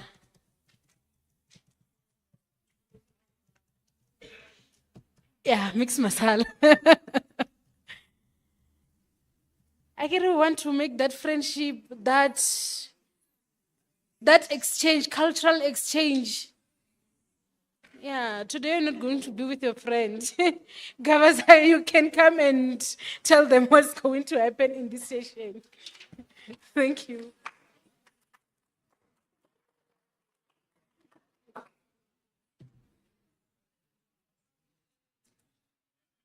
Good afternoon, everyone. It's afternoon, morning, so far. It's midday. If I could sing, I would also come here with a song, but unfortunately, I can't sing. And you know, singing is also part of our heritage. That is how we pass down our heritage through song. And when we start, as Africans, when we start anything, we start with a song. I can't sing, so yeah. For this session, like my colleague had said, we are going to divide you into groups of 4. And in those groups, you will discuss and reflect on what the speakers had presented, right? And then you have about 20 minutes to do that. And then from your groups, you pick your confident speaker who will come and present what you guys have discussed and found of value from the presentations. Then from there, we probably gift you guys with, I don't know, a trip to Robben Island to see to see your it's a heritage site. It's a heritage site, and because I'm from the NHC, we work with these, so you guys need to go see Robben Island so that your heritage is also passed down to you. If you can't physically go there, then our curators here will present those 3D glasses, and you will go to Robben Island in the comfort of your own home.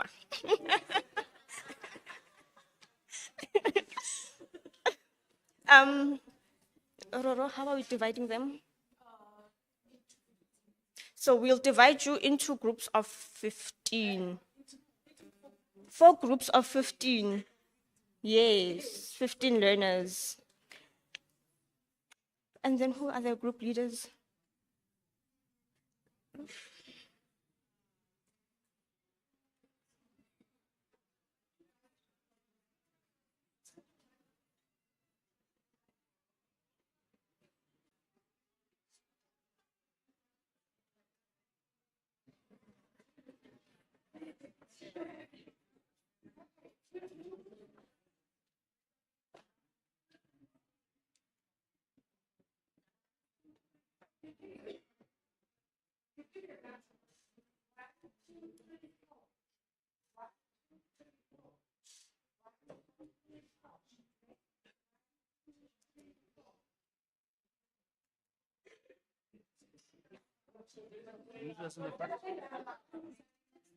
You need us in the front. The group members, so they know where to go. That is what I was asking. Like every group member, maybe you group 1, then she's group 2, group 3, then people know where exactly Maybe they to should go. come to the front and they can see us. Roro, who are the group leaders? They should come to the front so the learners can then group We 1, see. group 2, group 3. Let them do. 3. And then, Yeah, you're also going to be a group lead.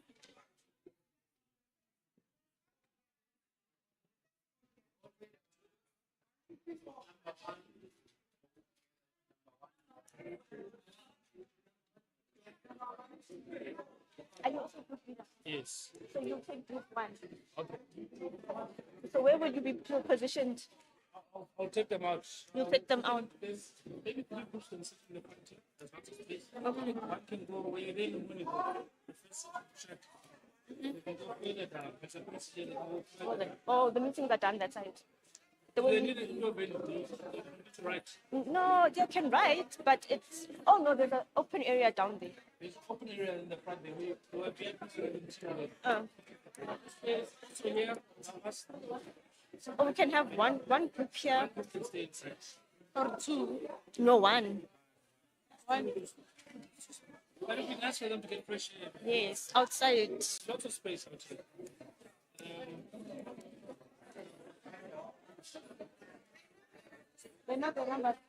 Okay. Not. Can I give them instructions? So group one will follow you. And group 2 would follow Zilalele. Group 3 yourself. Group three. Who? Okay. I'll remain with group 4. Do you hear me? Okay, attention, attention. May I please have your attention, everyone?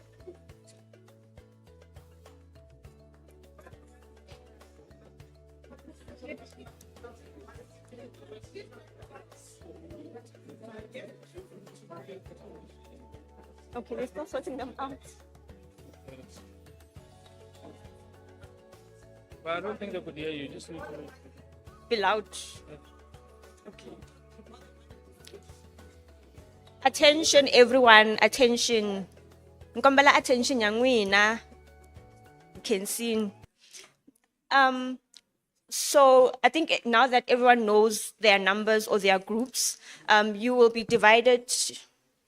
You'll go out with your group leaders and then they will facilitate that discussion, right?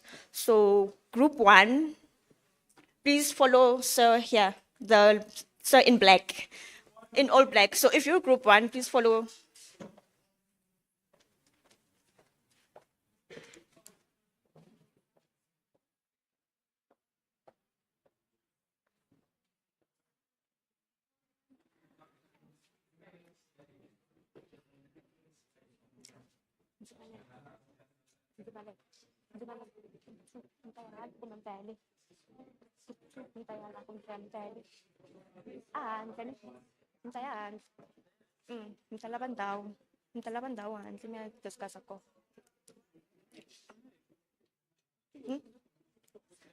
Okay, group. You are the group leader. Okay, group two. Group two is here. Oh, by the way, the speakers are not allowed to be part of the A.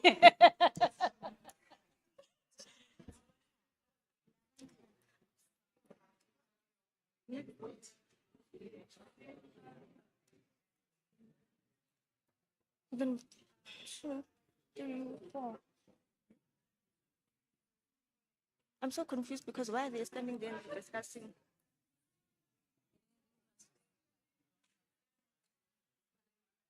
Okay, group 2, please, Miss Maluleke. Group 2, please follow Miss Maluleke. You will have your discussion here by the water. Yes, so group 2 will be facilitated by Nzibalelo. You can take your group, ma'am. Don't they want to be part of it? Those two? I think they are part of it. Yeah, both three. They are part of it. Then I can gain on that one day.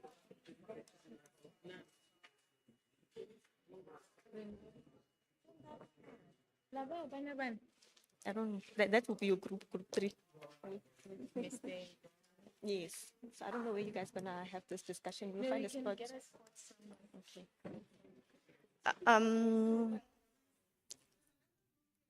So group 3, yes. Group 3, right? On What that is group 3? That side is group 3. Oh, group 3, you can follow Miss Nompendulo. She will help facilitate. That's group 3 over there. Yes, and then group 4, you will remain inside, unfortunately. Unfortunately, you will remain inside.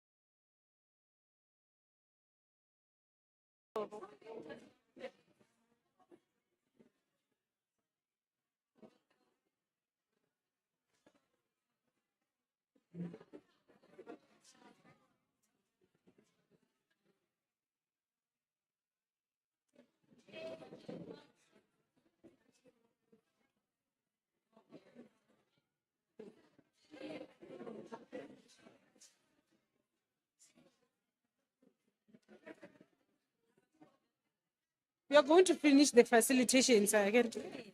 Yeah. No problem.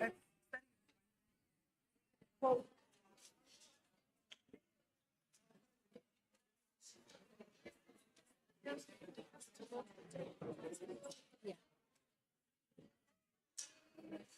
Does that in 2 minutes?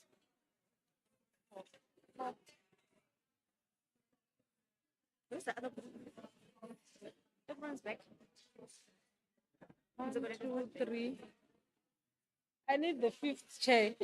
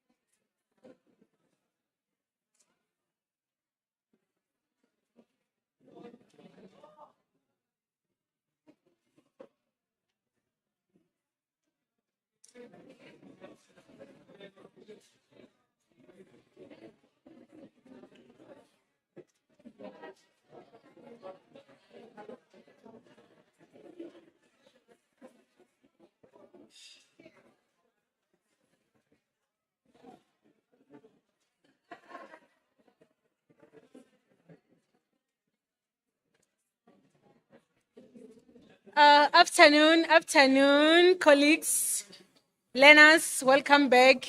Can I please have the speakers this side with me, please? Speakers. No, the one that presented earlier. Can you please move this side? Yes, you, Mr. Oh, let's wait for others. They are coming back, ne?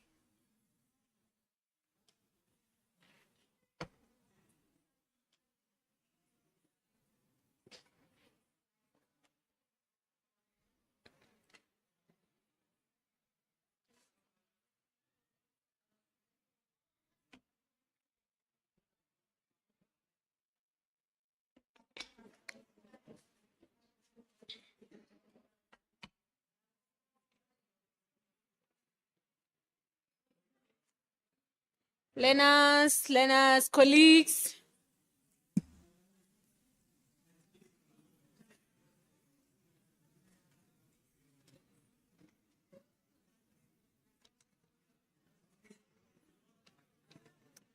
Welcome back.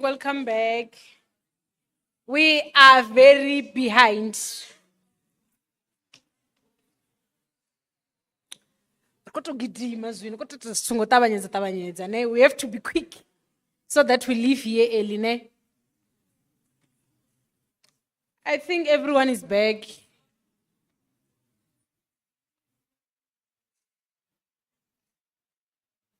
Oh, thank you. Thank you so much. So,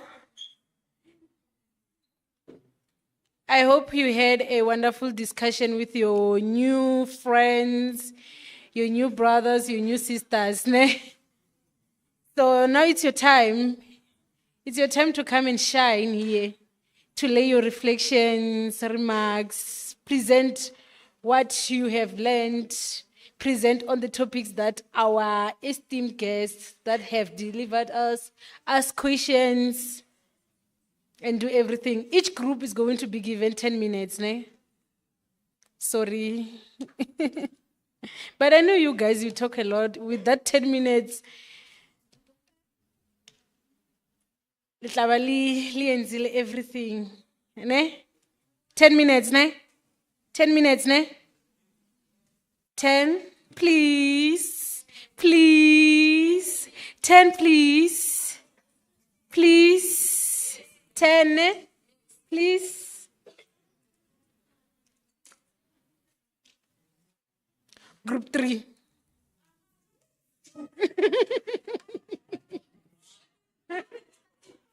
Yes, group 3 Spanish. We have the mics.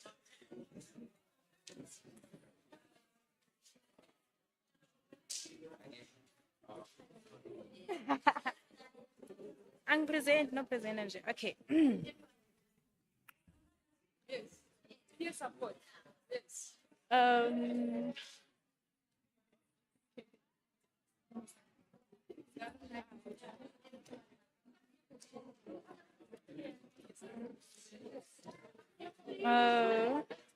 Is everyone here?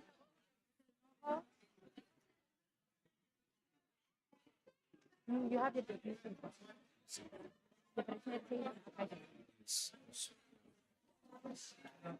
If you have, then guys, let's keep it as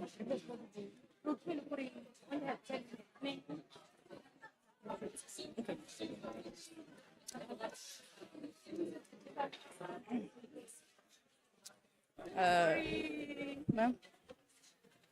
Hello, my beautiful learners. Again, we're behind the time. We have to be quick. 7 minutes, ne? We have other learners who need to travel, so they will miss their flight. 7 minutes, ne? Please be quick. Sorry. And I'm sure you're going to ask them other questions via their emails. Ne? 7 minutes. To keep it brief, all protocols observed.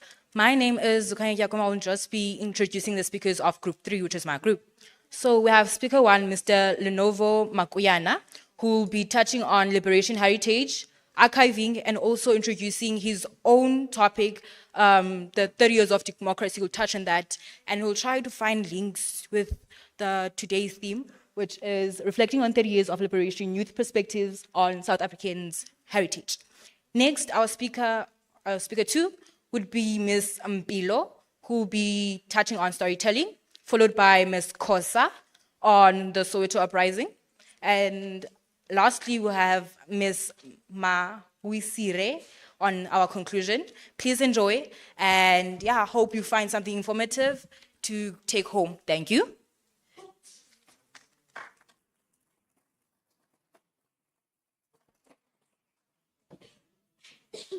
Good afternoon, everyone. My name is Levon Makwena, and today, just before I get into my topic about 30 years of heritage and democracy, I just want to get a quick recap into what is liberation and heritage and liberation struggles and heritage. Thank you. So, as you know, heritage is our shared values, cultural traditions, and a common shared value, right? Liberation heritage encompasses the history of struggles for freedom and independence. It serves as a testament to the sacrifices made for the better future. And as for archive, it is heritage resource that preserves that which is not found in our books. Was I clear? Hopefully I was clear there. Yeah. Now I would like to talk about 30 years heritage and democracy. It has been 30 years since the end of apartheid and the beginning of democracy rule in 1994, which was officially celebrated in July 16th, 2024.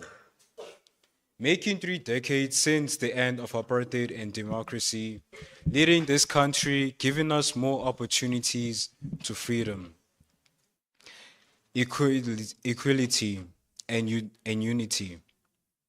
These 3 decades do not only show South Africans how far we've come, but also tell us how it also proves to us the amount of challenges that we faced and overcome as a nation.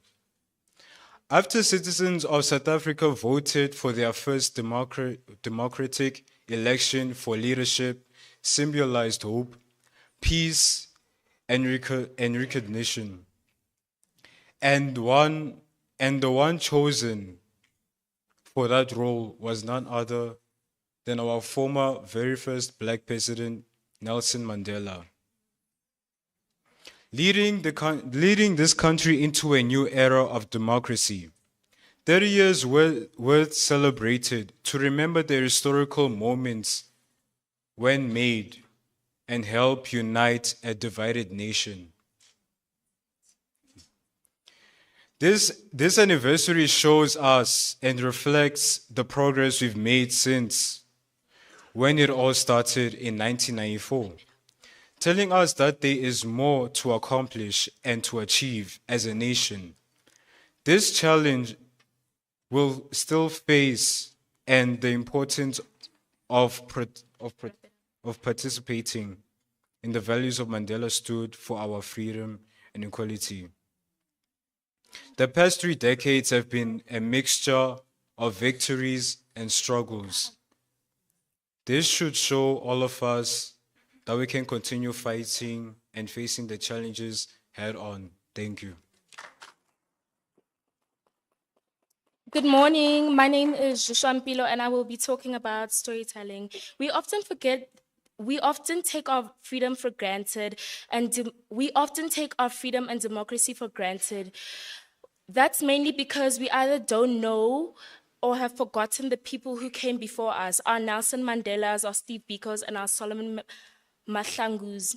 Without storytelling, we wouldn't have known about these great people who have made history. I urge you all to continue the tradition that has been passed down by our ancestors and continue telling stories about the great people who sacrificed their lives so we could have ours. Storytelling is important because it teaches the future generation to stand together to achieve great things. So I urge you, tell stories. Hi, I will not be taking much of your time, but I would like to add up to what she said. As we know, storytelling, right? Without the uprising, we wouldn't have a story to tell, right? So I would like to sum up what happened in the uprising. As we know, the uprising, they lived in a fascist state and there was lack of liberation because many people did not have the freedom to do whatever they wanted. They were treated unequally towards the whites. So what I would like to say, archiving, right? Archiving, this concludes to how the pictures that we have in our museums of, let me make an example, Hector Peterson. Without those pictures, we wouldn't know what happened in the past. We wouldn't have collections of the things that had happened in the past. And the uprising taught us that standing up together as different students from different schools can teach us that in the future, it taught us that in the future, standing up together, we can achieve greater things than being alone. Thank you very much.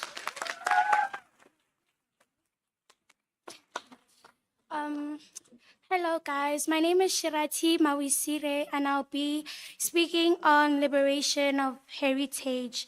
A true democracy gives everyone freedom to be themselves, and that includes expressing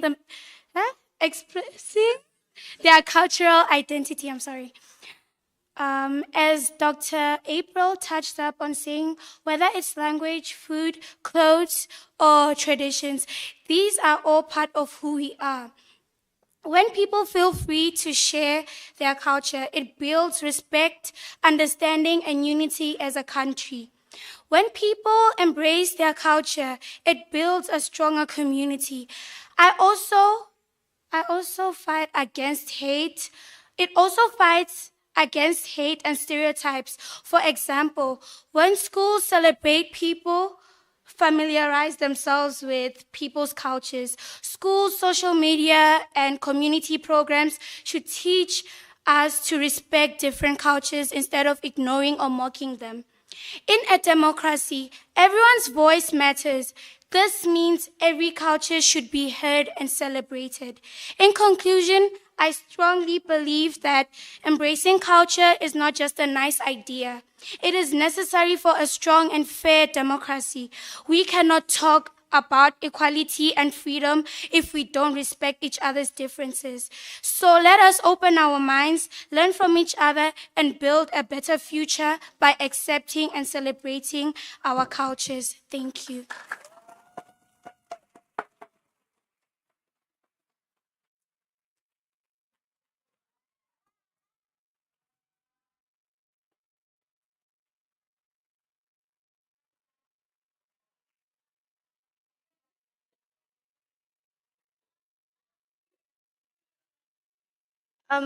Group 3, well done, guys. You did very well.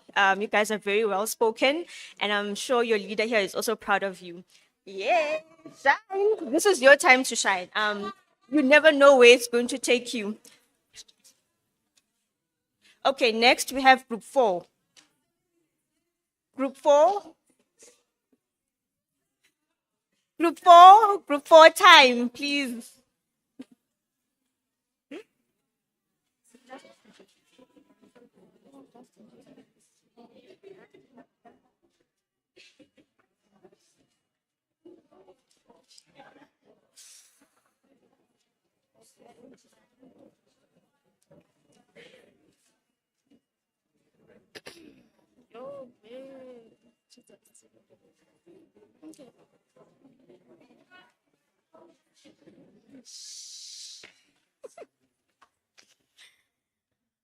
Good morning, ladies and gentlemen. Firstly, I would love to thank the program director for giving me this opportunity to speak in front of you today. Today I'm going to be speaking about 30 years of heritage and democracy. Over the past 30 years, heritage and democracy have changed our country for the better. Heritage symbolizes our history, our culture, and traditions, while democracy gives us a free will to speech and voting. What do I mean about heritage? Heritage is about our languages, arts, and costumes, and our historical sites. As we all know, we celebrate our culture on the 24th of September every year to honor the past generations. As we are here at Freedom Park is a historical site where our past freedom fighters are buried. Democracy gives us an opportunity to say how the country must be ran. The democracy started in 1994, thanks to Nelson Mandela and other struggle freedom fighters. Heritage reminds us of where we come from, our roots, where I'm talking about our home. Like, for example, let me say vendors. I am a vendor. I didn't know that I originate from Congo. I actually originate from Congo. When I say that heritage reminds us where we come from, it reminds us about our cultures, everything that we practice, like, you understand, guys? Yes.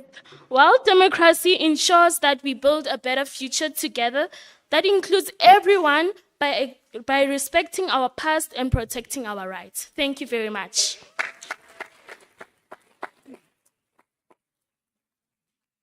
Good afternoon, ladies and gentlemen. I don't want to take much of your time because we don't have much time left, but I am young Miss George from Pretoria Central High School, and I am proud to stand before you discussing about diversity in liberation.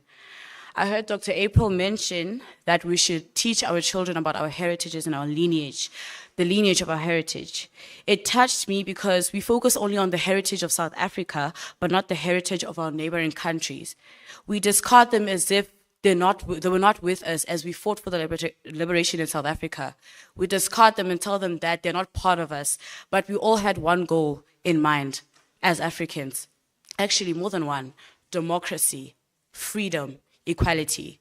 So the point I want to make right now, I don't want to be too long, is that we should actually teach our children about our lineages and not just focus on the cultures and heritages in South Africa, but teach them about their main African roots. The heritage of South Africa goes beyond borders. Thank you very much.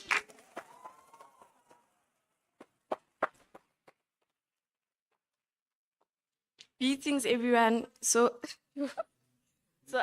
I'm Palesa Kodisang, and I'm a representative of Pretoria Technical High School. Touching on what she said about diversity and unity in diversity in South Africa. I would like to begin by defining what diversity means. So diversity refers to the presence of a wide range of differences among people and groups within a society and organization. So in our country, we have different cultures and traditions. And in terms of inclusivity, we're not really that inclusive when it comes to people that are like outside the country, which is unfair because they were very welcoming towards us when we needed help. So I would like to basically say that it's better if we try to be more inclusive with other people, because at the end of the day, we're all Africans, so we shouldn't try to exclude each other just because of which country we're from or what we look like. Like, for example, colorism and stuff. Oh, thank you.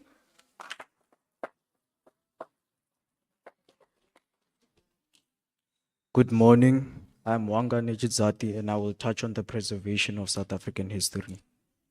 As we have learned from the first presentation by Dr. Pepelo Zubane, South Africa has been fighting battles as early as the 1600s, where there were large amounts of colonialism, dispossession, and resistance. A good example would be the Soweto resistance. All of these past events are part of our culture and history, an important part on who we are as South Africans. We need to hold on to our history tightly. Some ways we can preserve this is by making movies. A good example of that would be the movie Sarafina. I personally think the best way to educate our youth would be implementing these events in the school curriculum. This would make sure the past of South Africa isn't forgotten.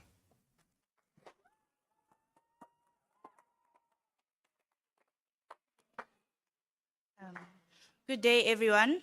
I'm Clementine Mashianoke, and I would like to just conclude with ways in which us as youth can do to preserve our heritage, and that we can embrace technology through digital archives, developing digital projects, and supporting legislations, like advocating for policies and laws that protect heritage sites and cultural practices. And we can teach about this more at school and have more trips to heritage sites. And yeah, thank you.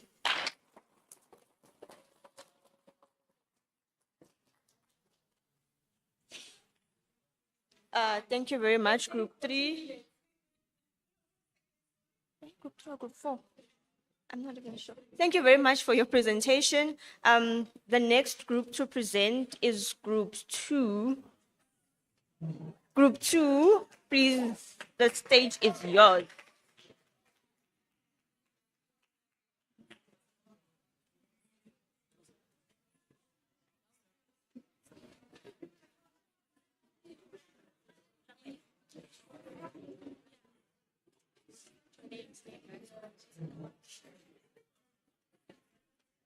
Yeah.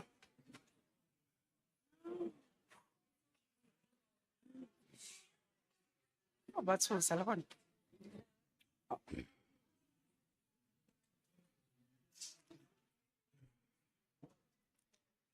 Greetings, everyone. I go by the name of Safakom Japu. I come from Pretoria Secondary, and today I'll be presenting about liberation struggles and heritage sites, as said by Dr. Pepelo Zubani. A 30-year liberation speech will typically commemorate the anniversary of South Africa's transition to democracy in 1994. Reflecting on the progress made, challenges faced, and aspirations for the future, such a speech would acknowledge the sacrifices made during the struggle against apartheid. and celebrate the hard-won freedom. They are heroes and heroines that fought so we can have this freedom, lifestyle, and education. We cannot speak about equality and freedom if we do not commemorate it or honor those who fought for what we have today. Heritage conservation and preservation are crucial for maintaining a sense of identity, promoting cultural diversity, and fostering social consension. They also play a significant role in economic development, particularly through tourism, and contribute to a more sustainable future for communities and generations to come. Heritage also provides a sense of belonging and continuity for individuals and communities. From my point of view, this event of 30 years liberation marks a significant milestone celebrating 30 years of freedom and democracy, critically examining the intersection of youth, economic participation, and the challenges that continue to plague this demographic. In conclusion, of the 30-year liberation movement in South Africa marked by the end of apartheid, the first democratic election in 1994 is complex and multi-phased. The end of apartheid and the establishment of a democratic, non-racial South Africa are significant achievements representing victory for the liberation movement. And I hope we as the youth will learn on practicing what we have been taught by our grandfathers and grandmothers. Like they said, a people without knowledge of their past history, origin, and value is like a tree without roots. With that said, I thank you all.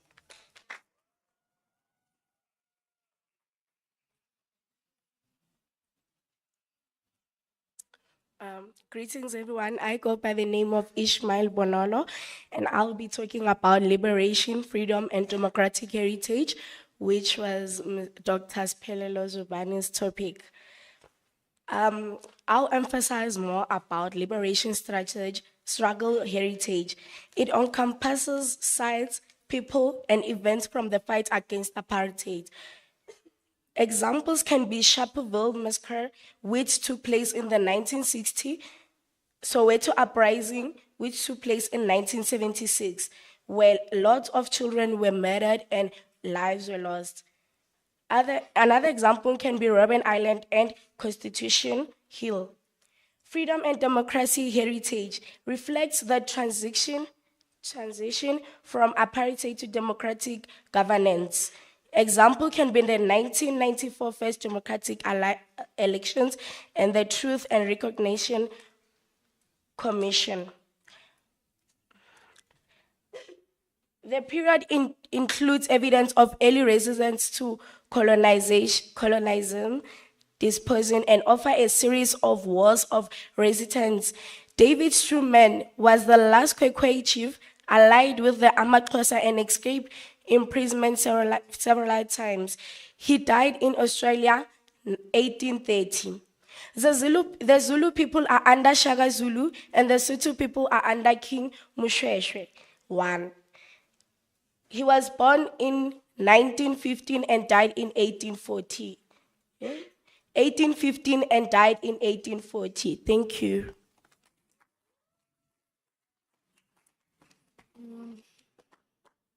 Greetings to the floor at large. Standing before you is Mahle Tafeni, and I will be touching on the importance of heritage preservation and Dr. Tozama April's introduction to archiving. So she spoke about heritage preservation as the individuals first, that we should know where we come from, we should know our roots, we should ask about our clan names, Iziduko and Sixhosa, and basically our genealogy. Should go down in history and track down our forefathers, our great-parents, great-great-parents, because guys, how can you acknowledge heritage or recognize the importance of heritage if you don't even care to know about yourself or about your own roots? And then she also spoke about, because charity begins at home, so you should practice something, and then you go beyond. And when you go beyond, you go to community archives, knowing about your community, because most of our community stories are not told, they're not recorded, and they're not presented.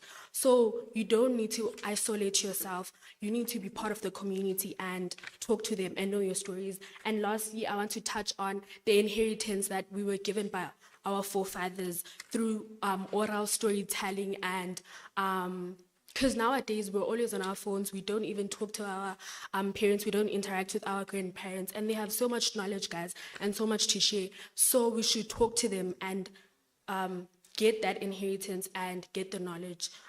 Thank you.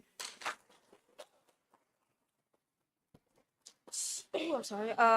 Afternoon to everybody. My name is Ompimete Kote, representing PTHS.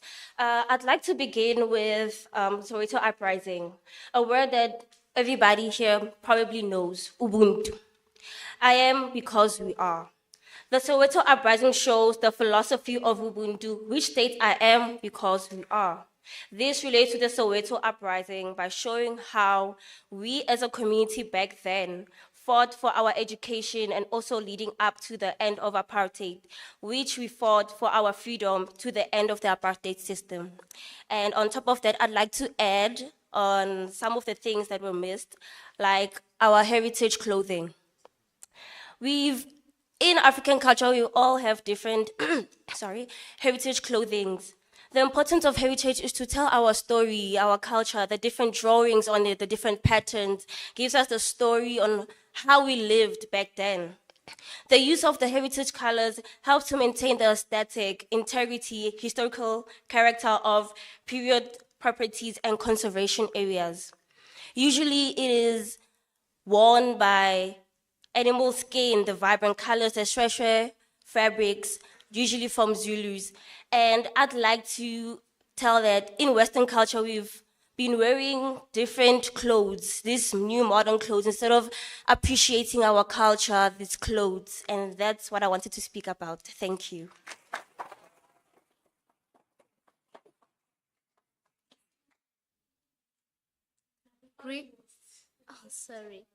Greetings are fundamental words of nature. So, ladies and gentlemen, consider yourselves greeted by me, Khulukile Phahle. As learners and students, after today's presentations by our fellow presenters, we have the following questions. What inspired our fellow presenters today to take on the road and study our heritage and liberation? How did they use culture and heritage back then to prevent the socio-economic issues that we face today? How did olden day people preserve their traditions before the rising of Western traditions? I thank you.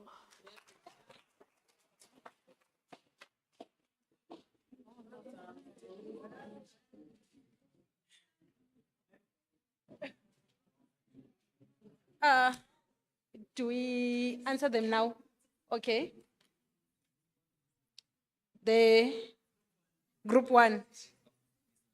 There is a missing group, so we'll answer the questions after. All right, group one can come and present.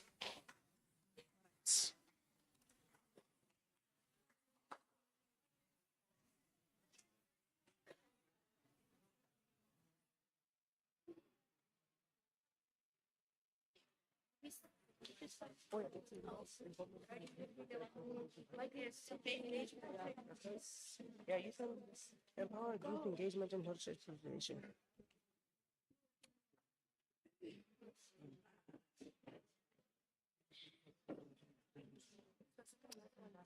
Salutations, ladies and gentlemen. My name is Lindsay Sloboko, a proud representative of the school, Pretoria Secondary School.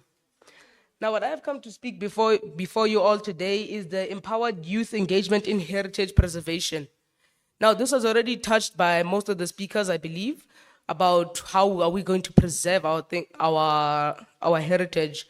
Now, heritage can come in different ways. It can either be language, artifacts, lands, anything that you may view as important to your culture, of which I believe if the youth when taking stories from their grandparents, either recording or listening and memorizing them is actually a way of also preserving your heritage. Another way that I also saw it was actually fit is that if someone were to come on, let's say the sacred burial grounds of Shaka Zulu, they may not be allowed to enter if you're not Zulu, because that's actually kind of something that people do because they don't allow people from outside. But as we know that Africa is a world of art, most of our heritage is actually considered in arts. As we know that Zulus are actually one of the most creatives, as we know. They've created weapons. They're known for weapons, their utensils, and most of the things that they've actually created were also a part of heritage. So us as youth preserving them would actually show respect towards the African culture, as the heart of Africa is art. So as I would like to, in conclusion, I would like to say that us preserving it is showing respect to the African culture and us honoring the spirit of Africa, as we know that it is a true fundamental of who we are. So us preserving our heritage is us keeping true to who we are. I thank you.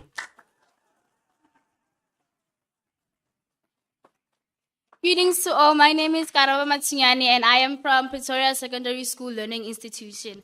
I would like to take a moment, just a little bit of this moment, to thank our teachers and all those who managed to plan this gathering together, because all of us here have learned a lot. It was very educational and inspirational. And I will be touching on the integration of digital technologies in heritage conservation. The use of AI, 3D technology, and digital archives enhances accessibility and engagement with historical records. Museums and heritage institutions are evolving into dynamic spaces where history is experienced rather than simply studied. And South Africa's rich cultural heritage is a vital part of its identity, just like each and every one of us as South Africans and as a person. The country has made significant strides in preserving its heritage sites, museums, and cultural institutions. The establishment of South African Heritage Resources Agency in 1999 has helped to protect and conserve the country's cultural and natural heritage. Additionally, initiatives such as the National Heritage Council have promoted the preservation of intangible cultural heritage, including traditional music, dance, and storytelling, and now joined by the NaLHISA. Thank you. Good day, everybody. My name is Louis Mwamba. I am from Pretoria Secondary School, and I'll be talking about our shared cultures and our mother tongues. Some of us here, as we learned, my colleagues, my mates will say, Nita Soweto Uprising, we know about how they were forced to speak Afrikaans and all the three different languages. They have three different subjects. They have to speak Afrikaans, especially maths. And it was very difficult to speak maths, to do maths and in Afrikaans, because maths is already a very difficult subject. I would oppose to that because we all here are from different countries. Most of us here are Africans, but speak different languages, have different backgrounds. So I would encourage everybody to go and learn their mother tongues, to not be afraid of who they are in Africa, because we all have a story to tell. Not like because the Europeans came here, taught us English, gave us a formation of how to learn and different types of learning stages. That doesn't mean we had nothing. We came here, when they came here, they found us, we had our own healing traditions, the way we heal with herbs. We had our own way of learning, our own knowledge and wisdom and understanding towards things. That doesn't mean that when Europeans came, they meant more to us. They just came to upgrade us because they saw that South Africa was full of minerals and a lot of things that they would want. But here we were lacking a lot, like blankets, clothing and stuff. They came here to come and change us, for us to look like them. But we look like them. We wanted to look like them while we're forgetting about our past, about what we were, about our languages. I'm pretty sure most of us here, there are some people who don't know their mother tongue very well. They can't write and read with it. So we should try to learn our mother tongue, to be able to talk with our elderlies and to know about our past. Thank you.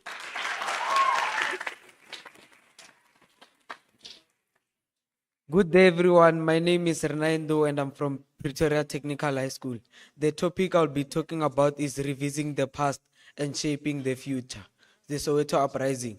On the morning of June 16, 1976, a powerful movement was ignited in the township of Soweto, South Africa. Thousands of black students dressed in school uniforms and armed only with determination took the street in peaceful protest.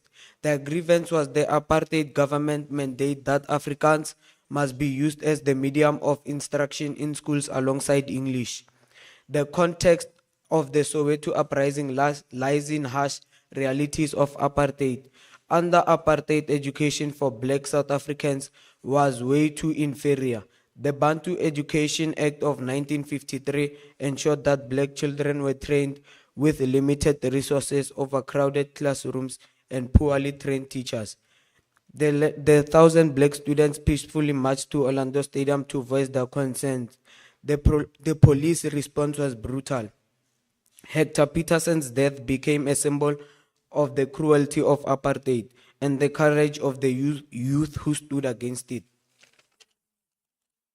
The global media coverage of the events in Soweto exposed the brutality of apartheid to the world. Anti-apartheid movements gained momentum abroad, especially in USA and the UK, where protests, divestment campaigns and marches were organized in support of South African freedom. Many South Africans went for military training and returned to challenge the apartheid regime. The sit down in 1976 eventually contributed to the downfall of apartheid in the early 1990s. The legacy and the future. Oh, the time's up. Thank you, ma.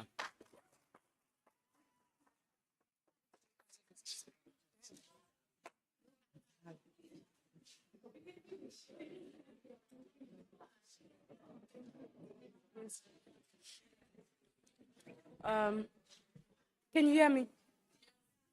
So my name is Agnes Azeta, a representative of Pretoria Technical High School. To touch up everything of what has been said so far is 30 years of heritage and democracy in South Africa has been marked by the significant progress and challenges. While the country has made strides in preserving its cultural heritage and promoting democracy, much work remains to be done to address the legacy of apartheid. South Africa looks to the future. It is essential to build on the program made and address the challenges that lie ahead. By working together, South Africa can promote a brighter future.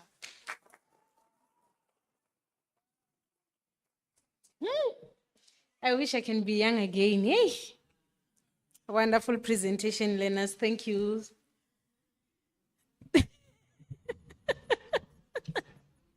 Thank you so much. I have a very cute height, by the way. So we are done. We're almost done. We'll do the awards now and then they will respond later. All right, we are almost done. Now we are going to move to the award ceremony and the questions will be responded after, learners. So I'd like to call Mr. Libadi and advocate also Dr. Tuzama April to come on stage and handle the award ceremony. Thank you.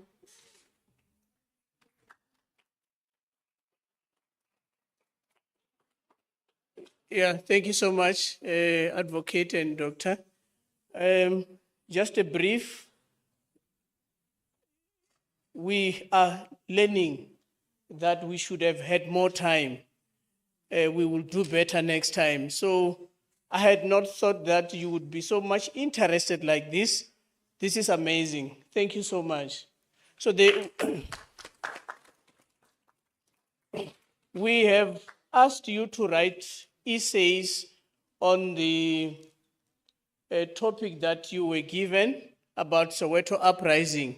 So we were looking at when we're doing marking, we're looking at how much you are understanding the content or the topic and how are you debating it or raising arguments and the structure of the essay, like the introduction and the body and the conclusion, and also gauging if you would be able to have continuity of the topic. So what I've realized or what we have captured is that most of you might have researched, but you should have included what you think about the topic. That is important in future discussions. Ne? Get what this one is saying, what are the dis and the advantages, and what do I think, and what could be the way forward.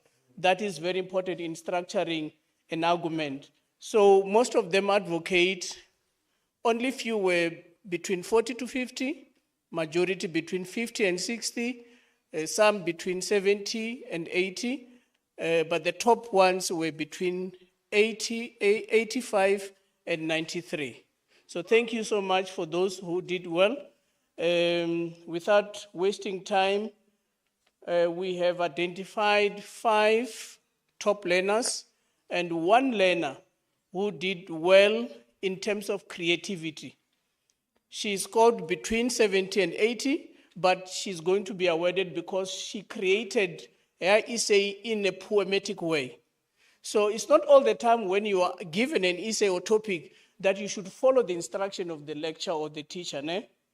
So sometimes you should challenge the topic, challenge how the status quo it is, then we get excited about that. So that is why she's awarded for that. She wrote a poetic and then also included the essay. So that is why she's going to be awarded today. So these are the following learners. Then I'm going to call them. I will ask the leaders here to stand. And doctor is not here. Okay. I would appreciate when you come. I don't know if the teachers should be here. If they're here, please. You helped us a lot. So I'm going to start with the trophy.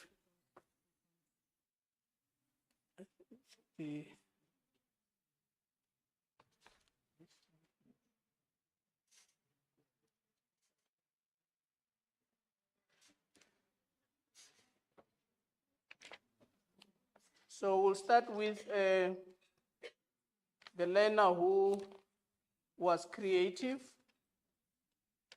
She's not here. I know she's from Tembisa SOS. Is Mabuzela Zintle.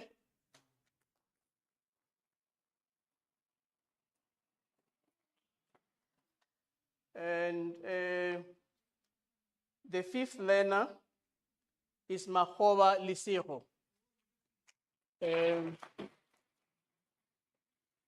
I'm also sure she's from Tembisa SOS. She's not here. We have communicated with the educator. So the following ones should be here.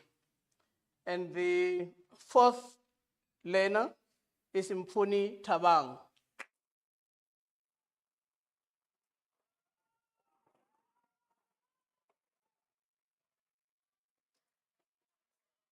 Yeah, thank you. And the 3rd place is Chakuma Zukanye. Is she coming? I know she's here. Oh, there we are.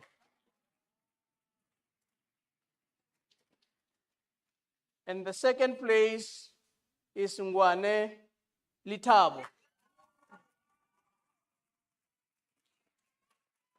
You didn't believe, no? So who might be the first one? How sure are you? And the first one, listen to this one to your surprise.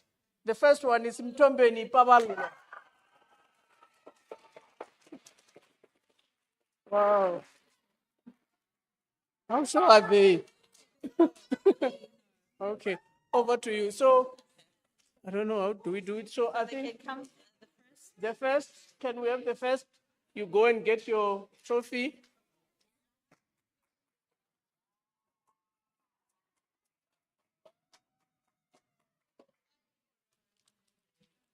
Okay, the second. Certificate. Oh, yes. Certificate. Yes. Just take a photo. Yeah.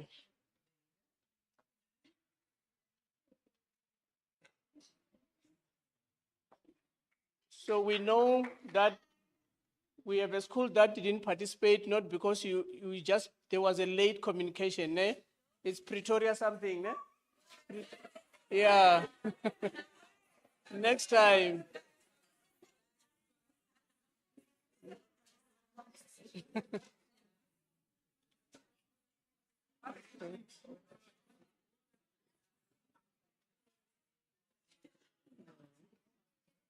All right. Thank you so much.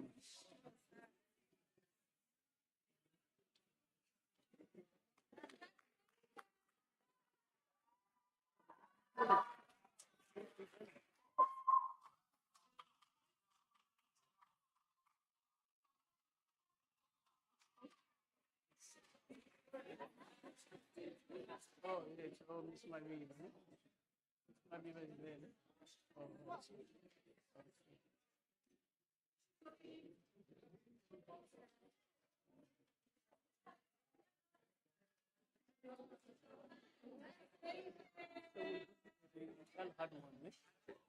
Don't if I chop money, take it to your school. Thank you.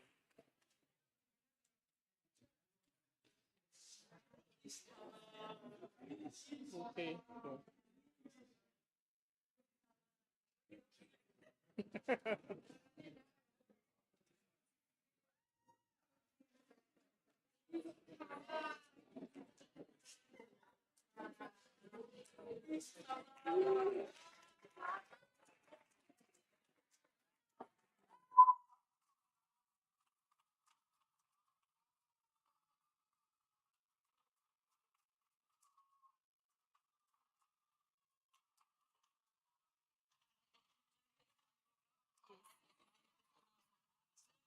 Yeah.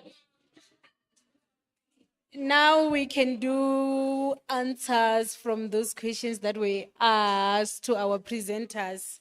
Oh, time is moving, Shem. I wish it was going to be the whole day. There were 3 questions asked. The first one was, I think I'm going to give all the speakers to respond on each question, right?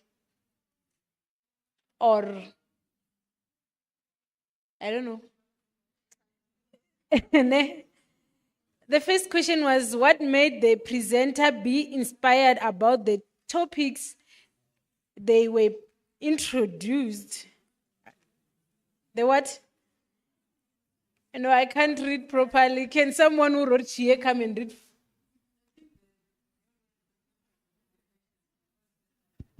Ne? Group.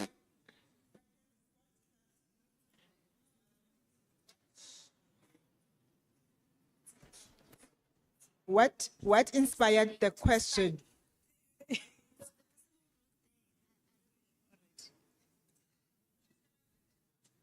Oh, she said the things that is written here is different from how she asked it. Okay, so greetings again. So the first question was, what inspired our fellow presenters today to take on the road or study our heritage and liberation? Well, let me. There are so many routes into this question, but I'll try. Personally, I'm a historian, right? So naturally, that lands me in the space of history. So I did my graduate studies in history.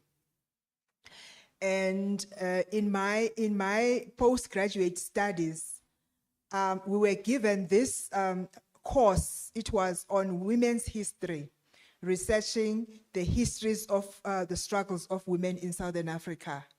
Now, when I was studying the literature on what is written in history books about women, I didn't get a sense of women as having really, that is in the literature that we were given, it didn't project women as having contributed to any meaningful way to the struggle. So I was reading this one article by a renowned scholar, a feminist scholar, who was writing about Miss Charlotte Maxeke. And the argument she made there was that Maxeke's social work was inconsequential, meaning it had no bearing, right? So she belittled Maxake's contribution, and I took it upon myself to actually investigate, right?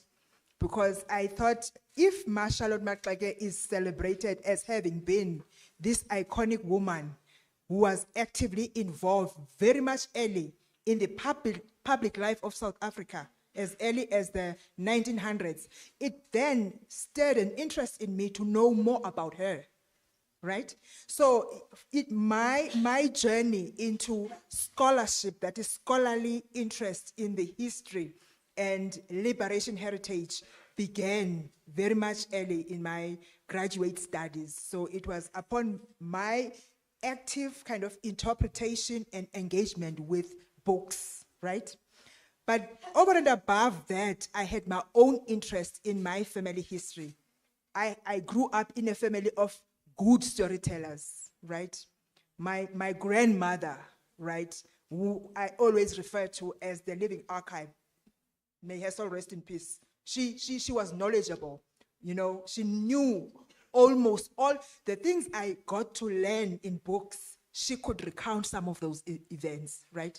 So it was paying attention to those kind of conversations at home and being open and receptive to learning about the things I do not know. Because when growing up, Tina, as young people, we somehow think we know better. Ne? We there, like when they don't get some of these things. But when you sit and listen from their perspective, sometimes it helps to harness that kind of desire to want to know, to want to learn. And that's how I landed in the space of history and heritage research. Thank you.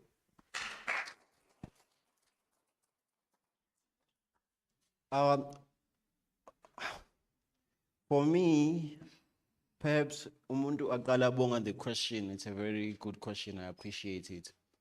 For me, it was experience and other factors. So I'll start with experience. I worked on Kuma land claims. So I'm not sure if you know what I'm talking about, but there were claims. We spoke about land dispossession, forceful removals. So after we attained democracy, government opened up for our parents to go and submit some claims so that they could regain the land that has been lost to them. So this is, for me, this was happening in KZN, but I'm sure it was also happening around the country. So in my experience, when I was when I was doing research, when I was collecting data to what we were doing was called, or referring to it as ground truth exercise, whereby I will come to this gentleman over here. There's a claim efagiwe. His father was saying that he lost certain lands, or his grandfather. So when we come to him, we would want to gather the facts. Who was his neighbors? Imagine we come to him, he's a very young man, his father is not there. But there is a claim in place and that land has been lost and it ought to belong to him right now because he's the heir right now of that particular family. Now, it pained me to see other claims having to fail on the basis that the gentleman right here cannot articulate the history of his family. So for me, this gave me a sense of understanding to say it is important for one to always sit down with his parents and get a sense of origin. Where do we come from? The history of the community. So all of this that we are talking about right now, for me, it's just happened and it's not something that I was paying attention to, but it just built up. And from there, I ended up doing a PhD in history. I was looking into the history of South Africa, linking the Freedom Charter and the lost land as a result of that particular experience. So, of course, having to be in a history department and read about the Freedom Charter and the history of South Africa, I would find myself reading a lot about the struggles from 1652 up until 1994, where we got democracy. So I got exposed to this beautiful history of our country. I got exposed to get a sense of understanding to the character and the personality that the fallen heroes that we spoke about had. So for me, that's how I got into this particular space. And of course, understanding the importance of heritage and how it is evolving over time. So yeah, I think I'll end there for now. Thank you.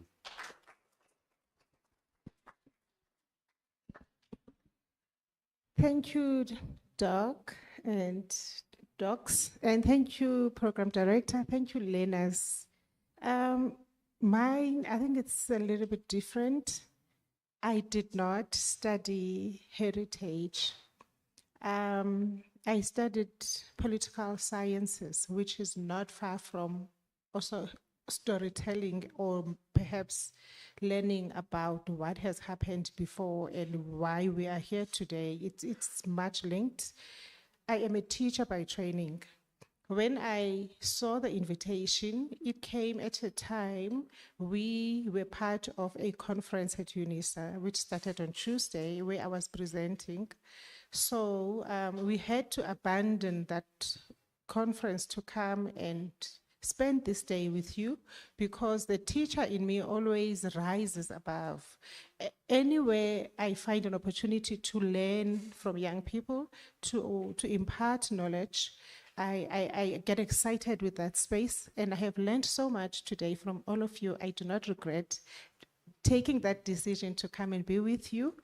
My research interest areas are in the areas of legislative oversight. That's why when we, in the invitation, we invited to touch on the legislative aspect, then that part we knew that we needed to come here and talk to you about it. Whatever we know, you should also have a picture, a mental picture that it is legislated. There are ways in which we need to conduct ourselves and how we preserve these things. They have there's acts and everything. So mine is not necessarily I studied literature or I studied heritage. I found interest when I saw the invitation, and I thought, let me use this opportunity to come and learn from young people and perhaps share what I know about the history of our country. Thank you. Thank you, thank you. I hope planners are answered. So we can move to question number 2, where they asked, how did they use the culture and heritage back then to prevent the socio-economic issues that we are fixing today?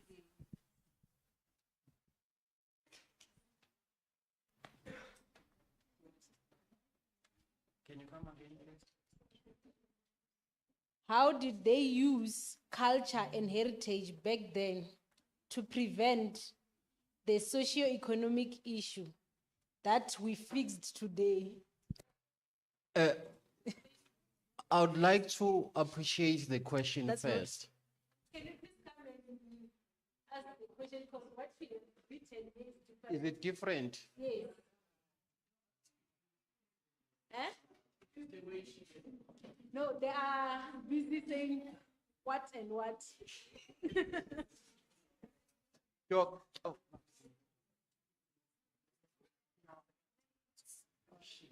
Over here, it's phased. Then don't mind this one. It's phased or fixed? She said, no, this one, don't mind it. You must enter it. Of heritage back then. But they were asking if then don't ask this one. I must not know. Oh, they said I must no longer ask the questions. All right. Let me respond to that one. I think I got that one. There are 2 aspects to the question. There's a question about the socio-economic status. There's something about heritage and culture. And there's this understanding that we can use heritage and culture as a means to bring about socio-economic activities that would better the livelihoods of communities. Isn't that so? So there's that understanding that in us, you know, observing the levels of poverty, the levels of unemployment, culture and heritage, when mobilized correctly, can assist to alleviate poverty. There's that. But I want to now again go back to the question, right? Like in history, there's this thing called anachronism. Anachronism is a concept we use to judge. Like we don't use the present to judge the past, right? So when we understand our socio-economic degradation now that we are in, there are socio-economic and political determinants of the present that bear on the livelihoods of the people, right? There's something happening now in our communities that make it impossible to better the lives. We acknowledge that, right? So I think we are able to make that historical kind of analysis enables us, right, to take that step, right? That when we reflect on historical processes, sometimes there are continuities, sometimes there are discontinuities, right? So when we move from the premise of understanding those discontinuities, what is it that was taking place before that has discontinued? What is it that was taking place back then that still continued, that still persists today, right?